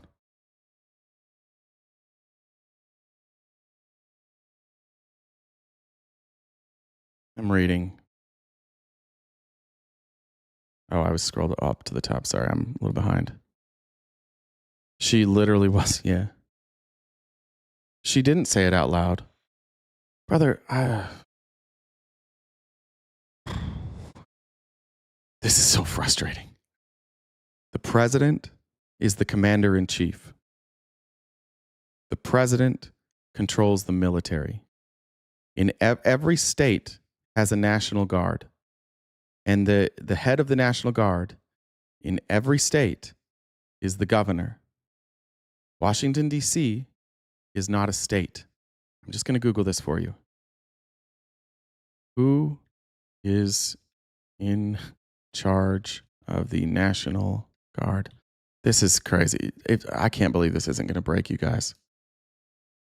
National Guard operates under a dual command structure. State governors are in charge during normal operations for state missions, but the president can federalize them for national emergencies. Now we'll do when Washington, D.C. spelled that wrong. The president of the United States is ultimately in charge of the District of Columbia National Guard, as it's the only National Guard force that reports directly to the president, not a state governor, with authority delegated through the Secretary of Defense and Secretary of the Army for command execution, but for daily operations and readiness, it falls to D.C. National Guard's commanding general. Nancy Pelosi is not in charge of the National Guard. Furthermore, you can see the place where how she possibly could be. President, there's the chain of command. Commanding general of the D.C. National Guard reports to the Secretary of the Army, who reports to the Secretary of Defense, who reports to the President. There is no scenario where the Speaker of the House is in control of the D.C. National Guard.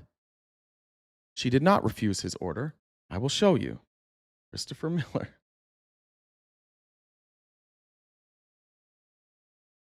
There's no governor, Regina, of D.C. It's not a state. Want to show you guys a letter? Jesus Christ. I want to show you a letter from January 4th. The person who would request the National Guard, Jen, I'm getting feedback. The person that requests the National Guard was Muriel Bowser. She's the mayor of Washington, D.C.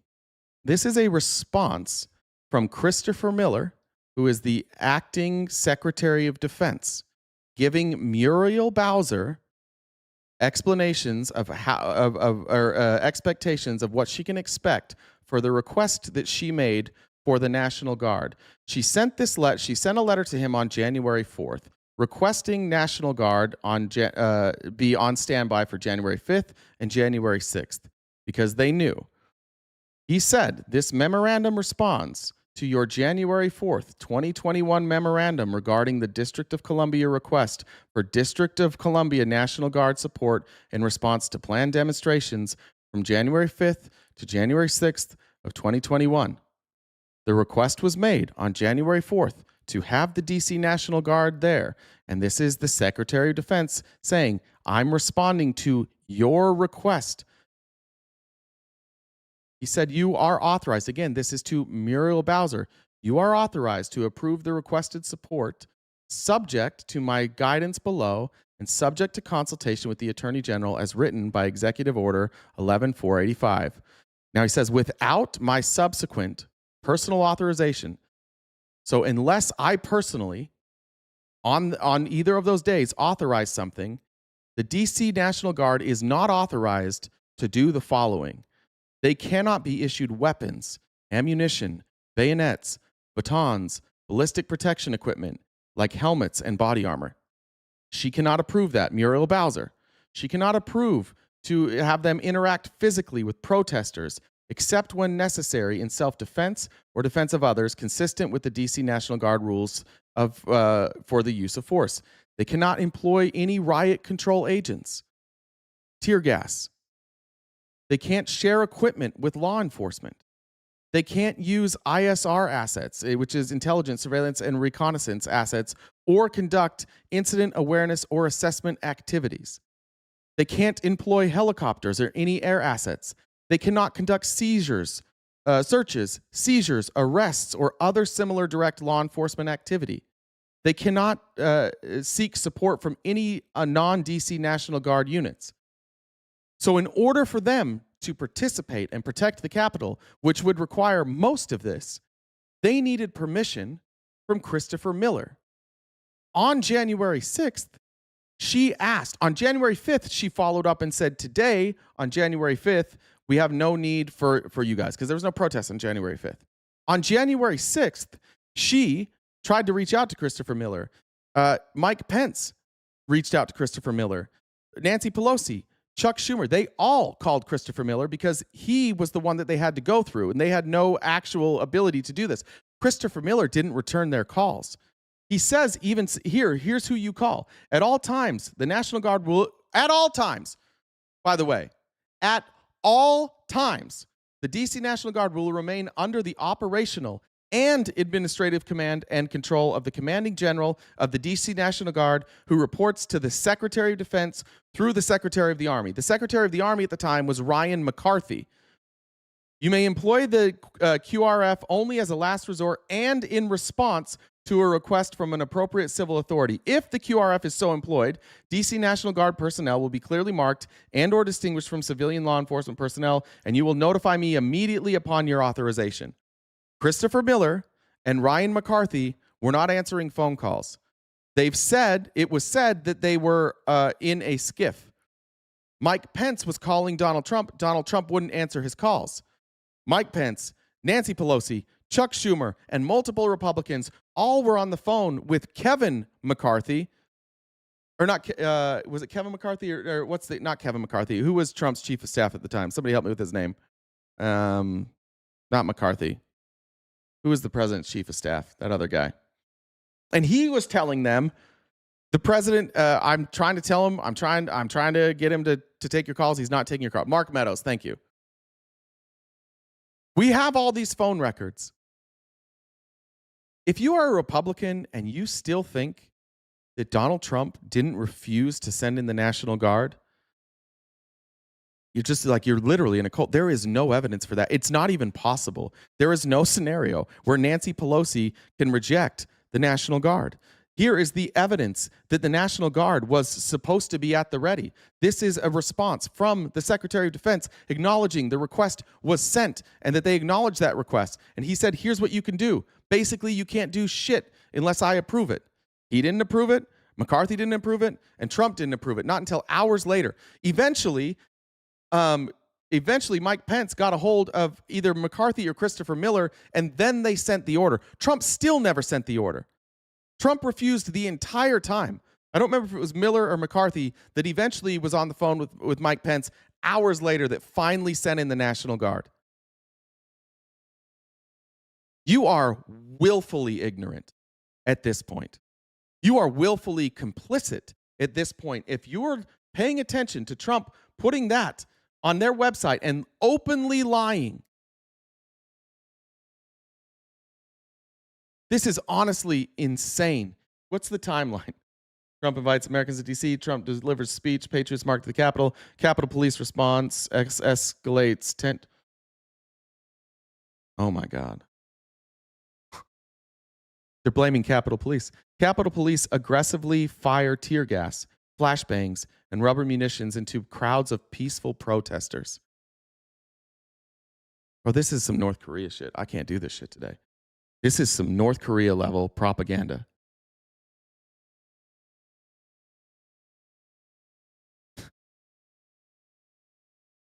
They're blaming Capitol Police. Back the blue. There's no evidence of that.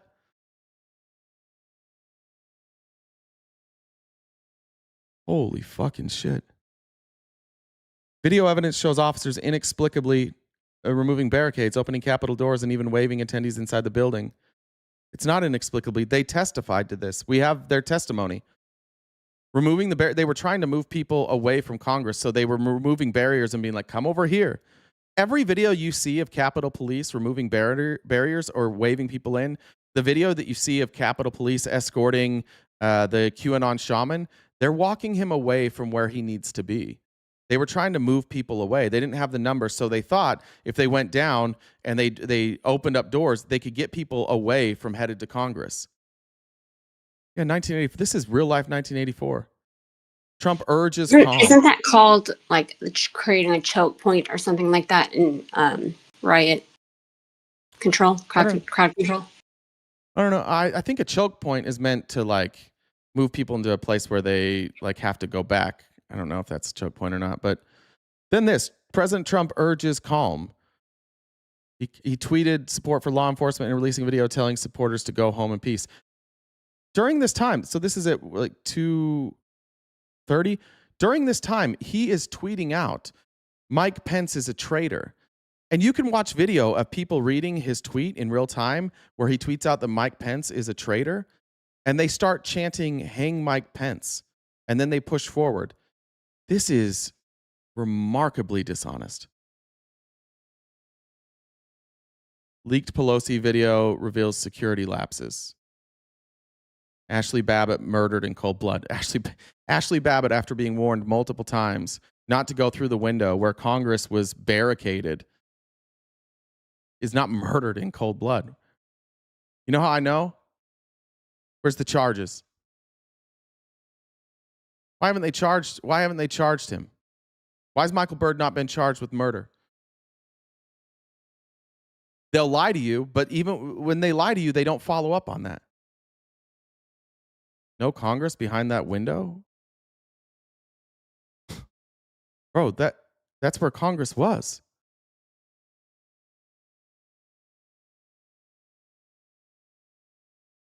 Mike Pence, who had the opportunity to return disputed electoral slates to state legislatures for review and decertification, and chooses not to exercise that power in an act of cowardice and sabotage. Stolen election certified. President Trump silenced. Mass arrest. January 6th select committee exposed. Weaponized prosecutions. FBI entrapment. Lawfare fails. Jesus Christ. He lost all of his court cases. We never even had lawfare for this. Trump won the presidency. This is like North Korea. Legitimately, this is North Korea level propaganda. These are obvious lies.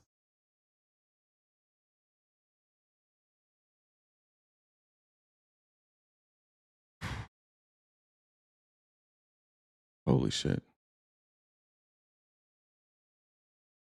The fuck are we doing?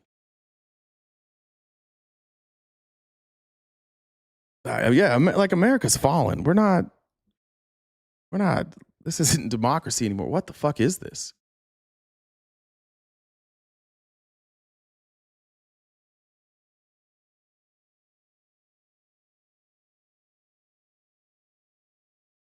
I didn't say we're North Korea. I said this is North Korea level propaganda. But it's interesting, Alec, that your response to that wasn't to negate the propaganda. It was just to go at me.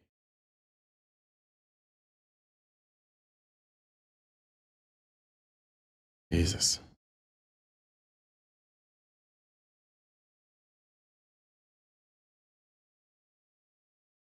Yeah, sorry. I'm honestly like, it's rare that something Trump does shocks me at this point anymore. I mean, that's just all verifiably untrue. See, and even Axel Katz here. Axel Katz, a grand jury listened to the evidence against Trump, and they indicted him. Trump still has 2 pending cases, one for this and one for the stolen documents. The only reason he wasn't prosecuted is because he made it back into office before they actually started the case. When I say that these folks live in a different world, like, you guys legitimately live in a different world. And I'm trying to, like, I know that, like, yelling at this point doesn't fix anything. I'm trying to figure out how the fuck we can have a conversation about this. I don't know what we even do about this with you, because I can't believe how many of you are in here right now just spouting obvious lies.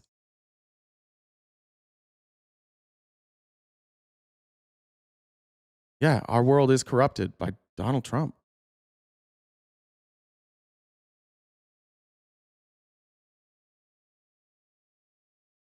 Who cares? Yeah, who cares? America's winning. No, we're not. Bro, you're losing.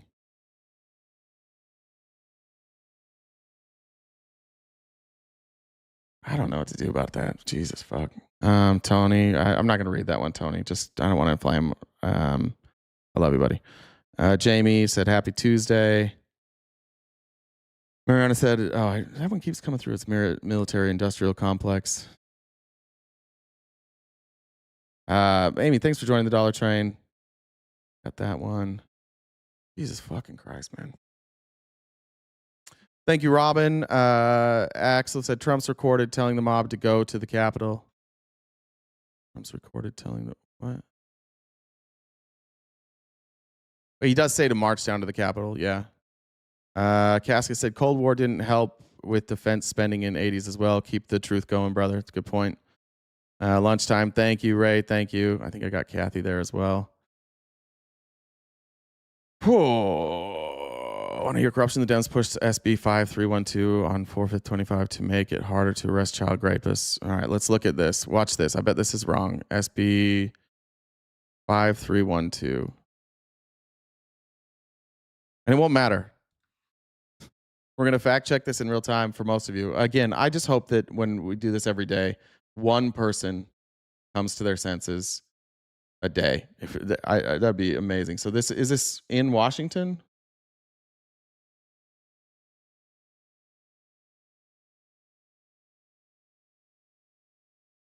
No, that's the wrong date. What date did you say it was? 4/15/25.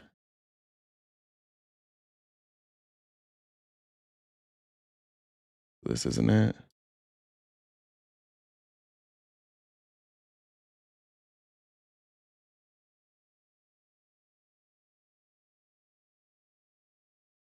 Is this what we're talking about?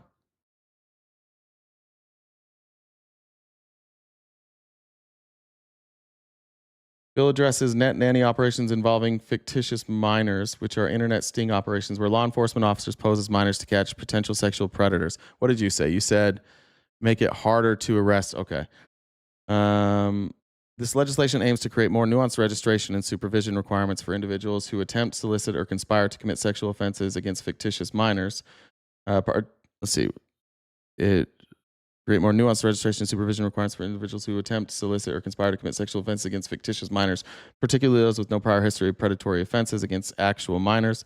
Specifically, the bill reduces the registration period for offenders convicted in such net nanny operations from 10 years to 5 years, provided they have no prior sex offense convictions and spend 5 consecutive years in the community without committing additional disqualifying offenses. This bill also modifies community supervision requirements, reducing the standard supervision period from the offender's entire sentence to just 3 years for these specific cases. The legislature recognized the individuals caught in these sting operations may pose a different public safety risk compared to those who have committed actual offenses against real minors, and thus creates to seek more rehabilitative and proportionate legal consequences. All right, let's look at the bill tracker. Who put this into? Who introduced it? Lisa Wellman, Noel Frame, Tweena Nobles, Claire Wilson.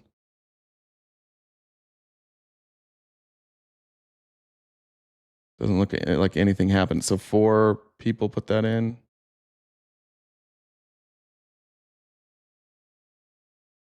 I don't think that makes it. I actually disagree with this bill, for the record. I don't really like that. I think that if you are engaging in that attempt, I do think that this is one of those cases where sometimes the empathy and the willingness to rehabilitate sometimes goes too far. I would probably disagree with this bill too, but it went nowhere. So that means it didn't even have like broad. This is in Washington State. So the fact that it never passed or even got close to passing or even came up for a vote means that it was the Democrats who killed this bill. So whatever you want to say, it's not like Republicans killed it. Democrats would have killed this bill in committee. I don't know. I'd have to know more about it, but just based on what I read, I don't really like that bill.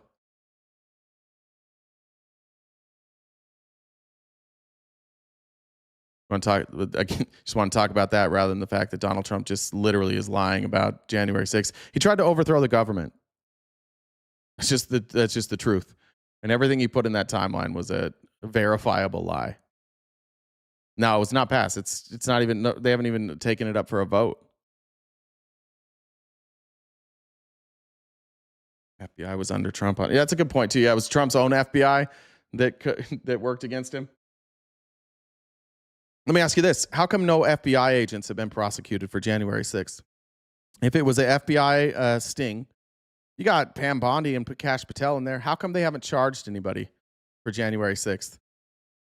Oh, they will. Yeah, just like they'll prosecute Hillary. How many more times do they have to lie to you? How come they haven't prosecuted a single fucking person they said they were going to prosecute? Is there anybody that Trump has said they were going to prosecute that they actually prosecuted? They just want you to have that like deniability. It really is like in some ways, it's brilliant. They have a very good understanding of their people. They know what their voters can and cannot tolerate. And they've learned over the course of time that all you have to do to get Republicans to believe anything that you say is just convince them that that there's this mainstream media, that there's this evil cabal that's against them. So you can't listen to anything mainstream media says. You can't listen to anybody on the left. You can only listen to Donald Trump. And this is how cults operate. They create a funnel where the truth can only come from one source. We literally had in the first administration, Rudy Giuliani defending Trump, saying the truth is not the truth. You had whatever her name is, that crazy scarecrow lady saying, "Oh, we have alternative facts." Donald Trump's presidency started with a lie. On day one, he came out and he said, "This is the biggest inauguration ever to see a president inaugurated." And when I started speaking, the sun came out and the rain stopped. And neither of those things were true. And from day one, the next day, they're like, "Hey, why did you guys lie about this?" And they're like, "We didn't. We used alternate facts." Kellyanne Conway, thank you. Everything from day one, he's just been lying and lying and lying. And every time they lie and they get caught, what they tell you is the mainstream media lies. And they never show you what the lie was. They never prove anything. They just say they lie and they hold to their story. And they've realized that if they never admit that they lied, then you don't have to admit it either. That's the part of American politics that they figured out. Most people can't just lie like Donald Trump. Most people can't lie about obvious things like that. Most people, when they get caught in a fact check and it's obvious that they were wrong, most people can't stomach that, and they either like rage quit or they admit that they were wrong or they change the subject, but not Donald Trump. Donald Trump lies harder. You give him evidence, he's like, that evidence is from a lefty. That's radical leftist scum. So as long as he doesn't admit it, his people don't ever have to admit it. It is alarming how easy it was to end like formal democracy in this country. It was alarming how people openly embrace fascism by pointing at everybody else and going fascism. It's crazy. You got mad. You're like, don't call us Nazis, don't call us fascists. And then you bring in, there's people in the administration who are self-avowed Nazis. The person who gets the most attention in your party right now, on your side of the aisle, is Nick Fuentes, who is a self-avowed Nazi. Holocaust denier. Marjorie Taylor Greene, Holocaust denier. No problem. I don't know what to do about this. I'm just hoping that like you guys aren't representative of the country as a whole. I'm hoping that there's less of you than we think. It feels sometimes during these lives, and for those of you who like spend a lot of time watching stuff online and seeing this chat, it does feel like nothing will ever change. I'm just hoping that the people that aren't here are the ones that are like, oh, I can't do this anymore.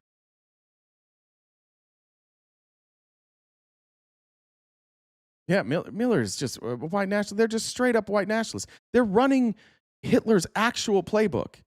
I think I did this before, but like if we go back and just do the way that Hitler rolled out, like literally, it started with him taking over a different party. The Nazi Party didn't exist. He hijacked a different party. He took an existing structure, the German Workers' Party, and turned it into the Nazi Party, just like Donald Trump did. Donald Trump took the Republicans, and then he rebranded it. He made it MAGA. There's no Republican merch. It's all MAGA, and it's Trump. It's Trump merch. It's MAGA merch. And that's what Hitler did. All of a sudden, you had these Nazi flags flying. He made his very own flag to fly next to the German flag. And the idea was like, this is our country. They're taking it from us. Like our ancestors built this country. These fucking immigrants, they're taking it all from us. The reason that we're struggling right now is because of these fucking immigrants.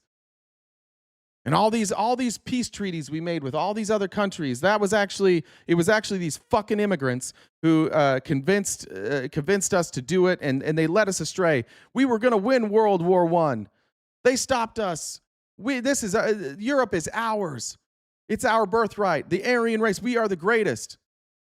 You guys are doing literally all day today. It's like I show you a clip of Rubio, like we want Venezuela, so we're going to take it. Miller, yeah, we want Greenland. We want Venezuela. We're going to take it. And you guys are like, yeah, that's right. They're literally saying it's our backyard. It's our hemisphere. They're just openly saying it's ours. And you guys are going, yeah. That's exactly what the Nazis did. Exactly. I can't even find daylight between you and the Nazis at this point anymore, other than you guys seem to not want to put Jewish people in internment camps. Immigrants, sure. Me, sure. Trans people, sure. Homeless people, sure. People with disabilities, sure. Those people can all go in internment camps. Trans people, for sure. Throw them all in internment camps. You guys have no problem with internment camps. You have no problem with saying, Venezuela's ours now. If we invade Mexico, you'll all agree with it. If we invade Canada, you'll all go with it. If you invade Greenland, what's the daylight I'm supposed to draw between you and the Nazis at this point? What's the difference?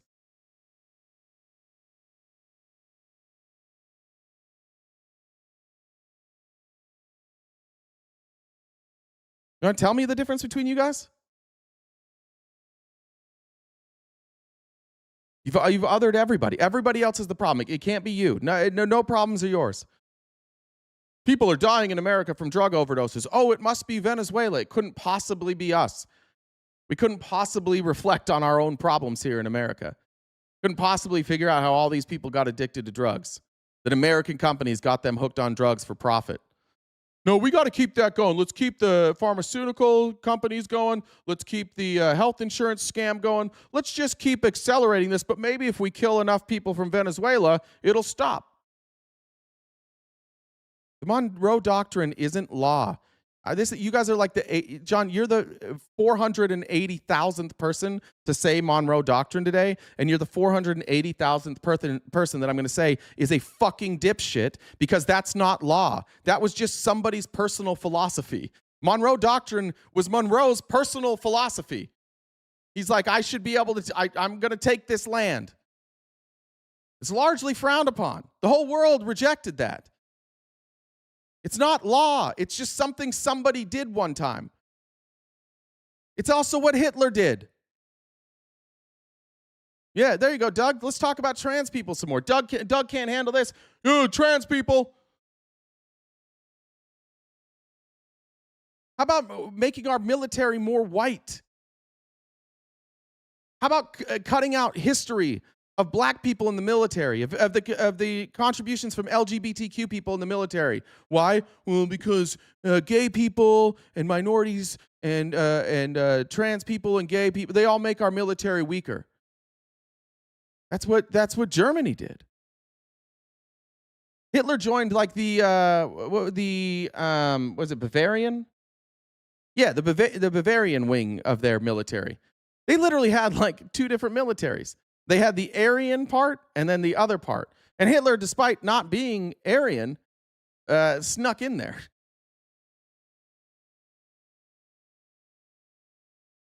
What's the difference? Who were their enemies? Socialists, the communists. They're evil. How come the most evil group, most of us agree, Hitler was evil? The Nazis were evil? How is it that in 2025, you think that the bad guys are the socialists? Those were the people fighting against Hitler. America fought against Hitler. Who opposed it in America? Conservatives. The American Nazi Party, the conservatives, literally the America First Party. They opposed it. They didn't want us to go there. They thought Hitler was right.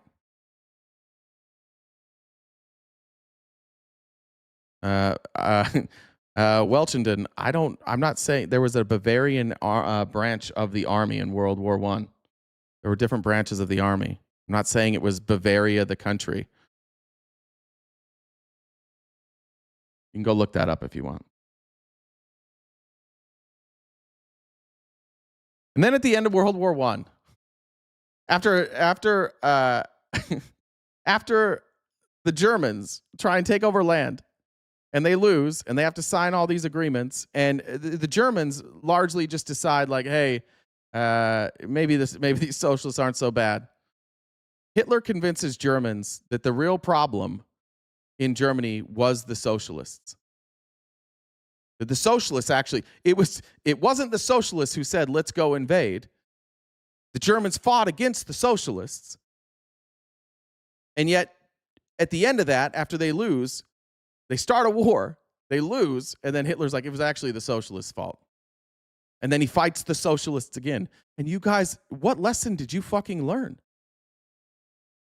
Fascism versus socialism, the world has decided the fascists were the bad guys. And now you guys are openly embracing fascism. We thought, we honestly, I think what happened is fair enough to me, and I think that there's people in here that have seen this coming for a lot longer than me, but like, I don't think a lot of us believed that America could like see a rise of fascism, or just see like the Nazi party rebranded and rise to power. We underestimated how many people would be willing to blame all of our problems on immigrants and gay people and trans people. I think we all thought like we kind of moved past that, like we had made progress. It turns out there were just a lot of people that were really quiet, a lot of racists that were real quiet.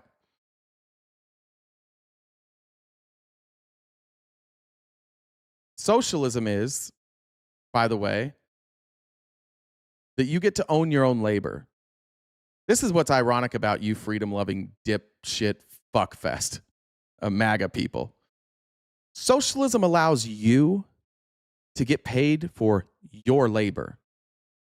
Capitalism means someone else gets to own your labor. You're a bitch. You're a cuck. You're a cog in the wheel. You have a master. You're in the cuck chair. Daddy tells you what to do in capitalism. Capitalism is real bitch shit. It's not It's not like, ironically, on the same week, like that we're talking about collectivism, MAGA's out there like, capitalism's individualism. No, it's not. Capitalism means that the only way that you own your own labor is if you own your own business. So the only people that can own labor are business owners. But if you're a worker, you can't own your own labor. You're a little cucky bitch. And so who do you think would want you to not own your own labor? Who do you think would try, like, everybody agrees propaganda exists. People propagandize socialism, people propagandize communism, people propagandize capitalism.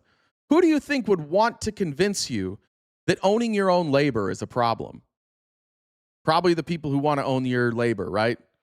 Probably rich people who want to determine how much they'll pay you for your labor. People who want full control over your labor, and you're like, yeah, dude, this is real freedom. I get to work for somebody. And if I do really great and the company does really great, I don't get shit. But they get really rich, and I don't get a share in that profit because I don't own my own labor. They own my labor. So if the company does well, I'm shit out of luck. And if you happen to work for a company where they give you profit sharing, thanks socialism. If you happen to work for a company where you get shares or you get dividends, thanks socialism. That's not capitalism. That's them acknowledging that, oh, you should have your own labor. I have a good friend of mine who works for a construction company. It's like a MAGA construction company. And they're a co-op. They literally, when the company does well, they all share the profits. And then they're like, oh, I fucking hate socialism. While they're doing it, they're just like doing the socialism. And then they go vote for Donald Trump and talk about how much they fucking hate socialism.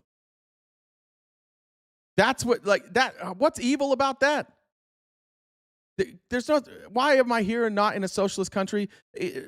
Guess what, dipshit? You're in a socialist country. There's no pure socialist country. There's no pure capitalist country. This is propaganda. This is just absolute dead brain shit. We have socialism here. What do you think schools are? What do you think the fire department is? What do you think co-ops are? Why do you think we pay taxes? For the collective good. We have capitalism, we have socialism here. They actually can exist together. We have a mixed economy just like every other fucking country in the world. It's just that we also have a bunch of fascist capitalists. And I'm not saying all capitalists are fascists. I'm talking about specific capitalists who are fascist, and they have had an all-out war on our education system to the point that in our country, and we're one of the only countries I know of, you don't get to learn about socialism. None of you were taught socialism growing up. You don't know what it means. They literally convinced our government that socialism's so scary that you can't even teach people what it means. Now, why would they need to hide information like, what is socialism? Why would they hide that from you? Why wouldn't they just tell you what it is? If it's so evil and you need to be aware of it, shouldn't they tell you what it is? Why don't we teach socialism in school?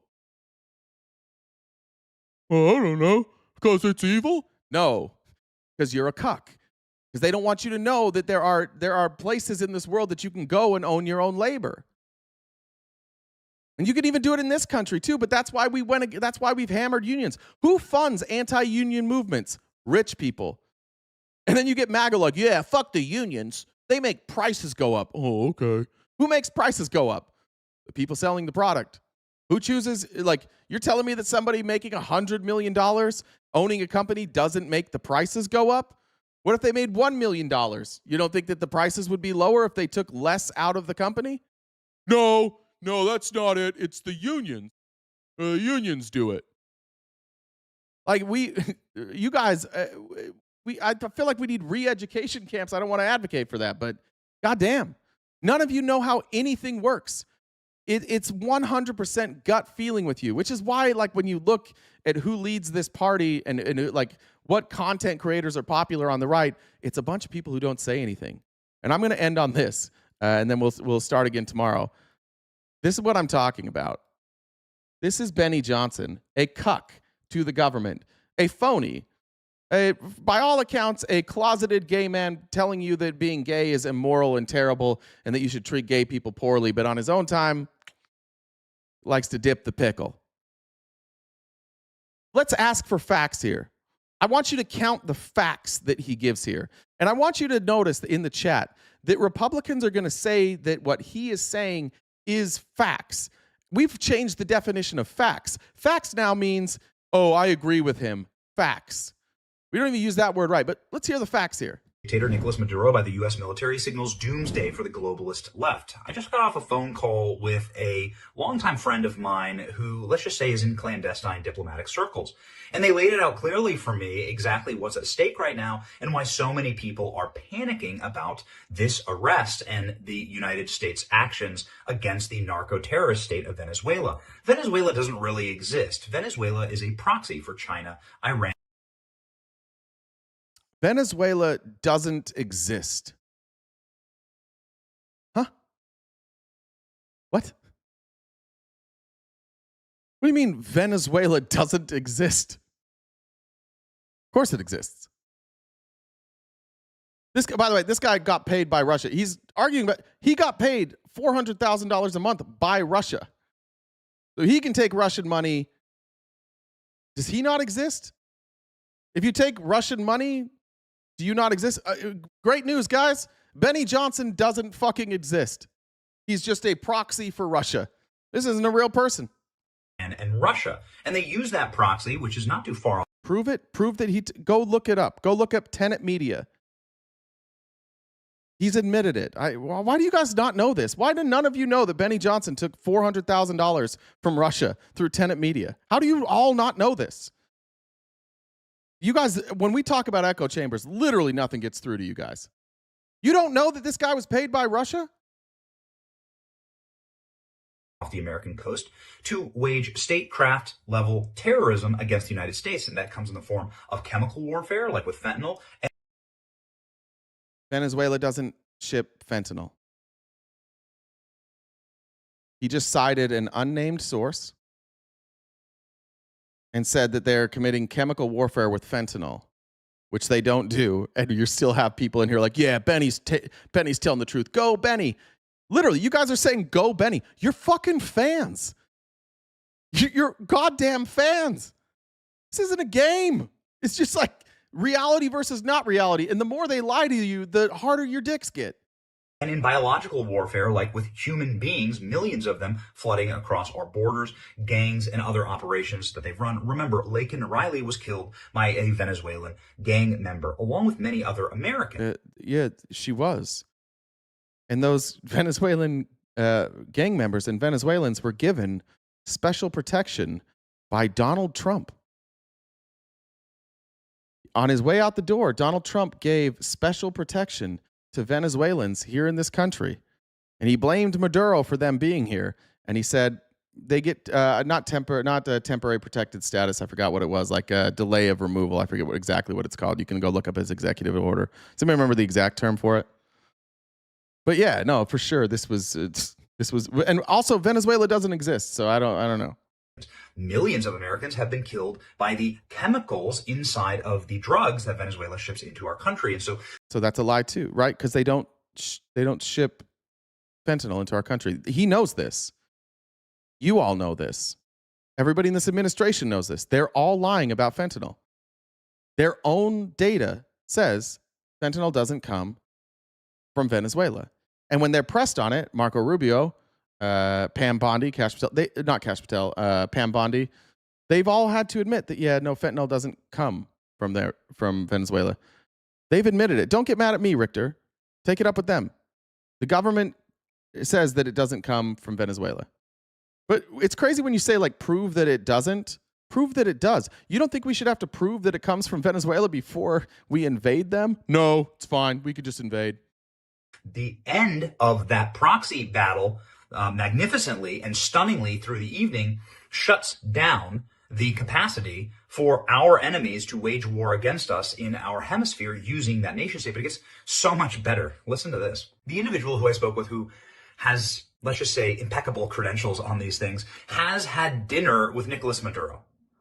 This is an individual who's personally spoken with Nicolas Maduro and had conversations with him and his team. This is just what happens in high-level statecraft and diplomatic circles. And so his friends meet with Nicolas Maduro. This unnamed source just has dinner with Nicolas Maduro, and Maduro's like, "We're not real.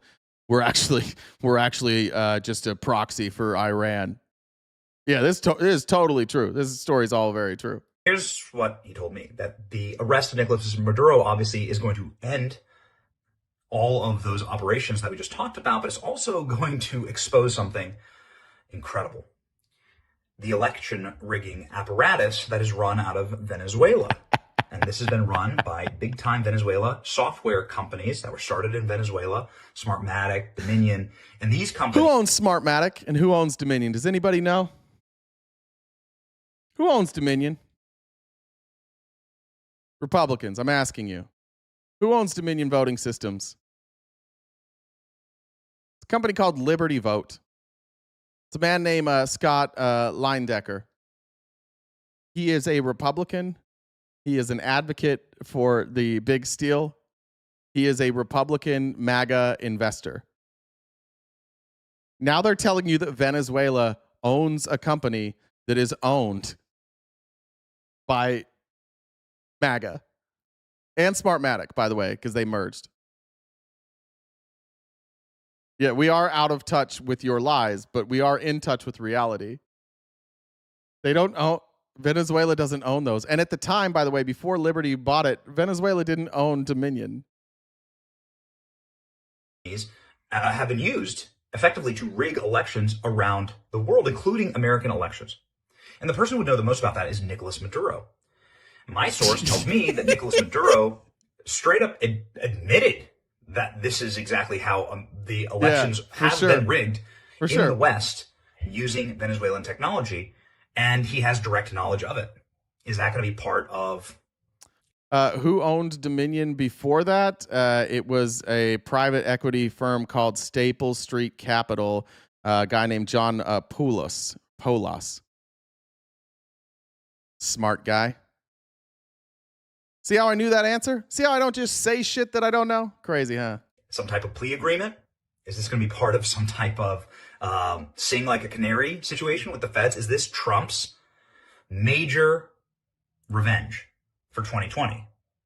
Along with, of course, understanding the network of left-wing NGOs and billionaires who fund these kind of things, and world leaders, right? I've been covering Venezuela for 3 years. I talk about Venezuela all the time. I've talked about the destruction of the Venezuelan economy for years.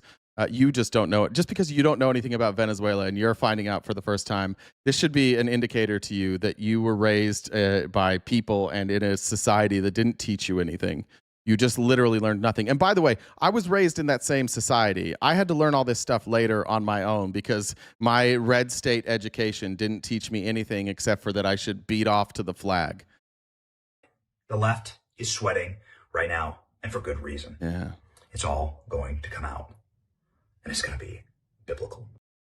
He pled guilty, or not guilty.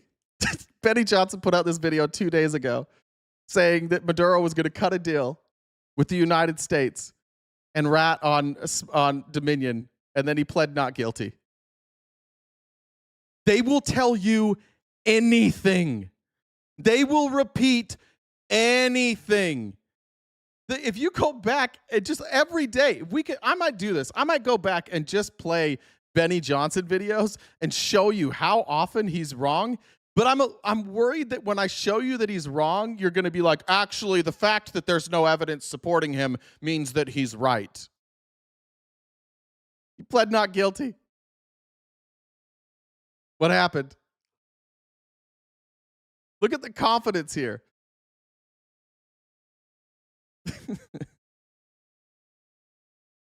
They're never going to do that.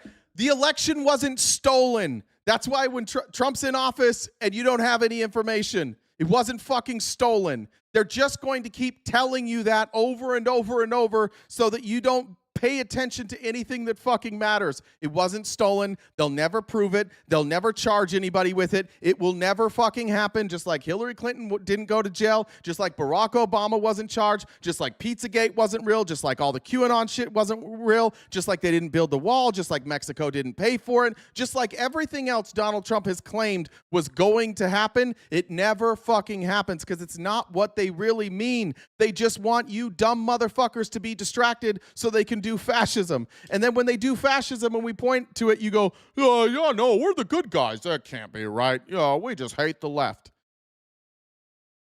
A lot of low IQs, non-free thinkers today, and that's enough. I've had enough for today. Let me read comments. I'm going to get out of here.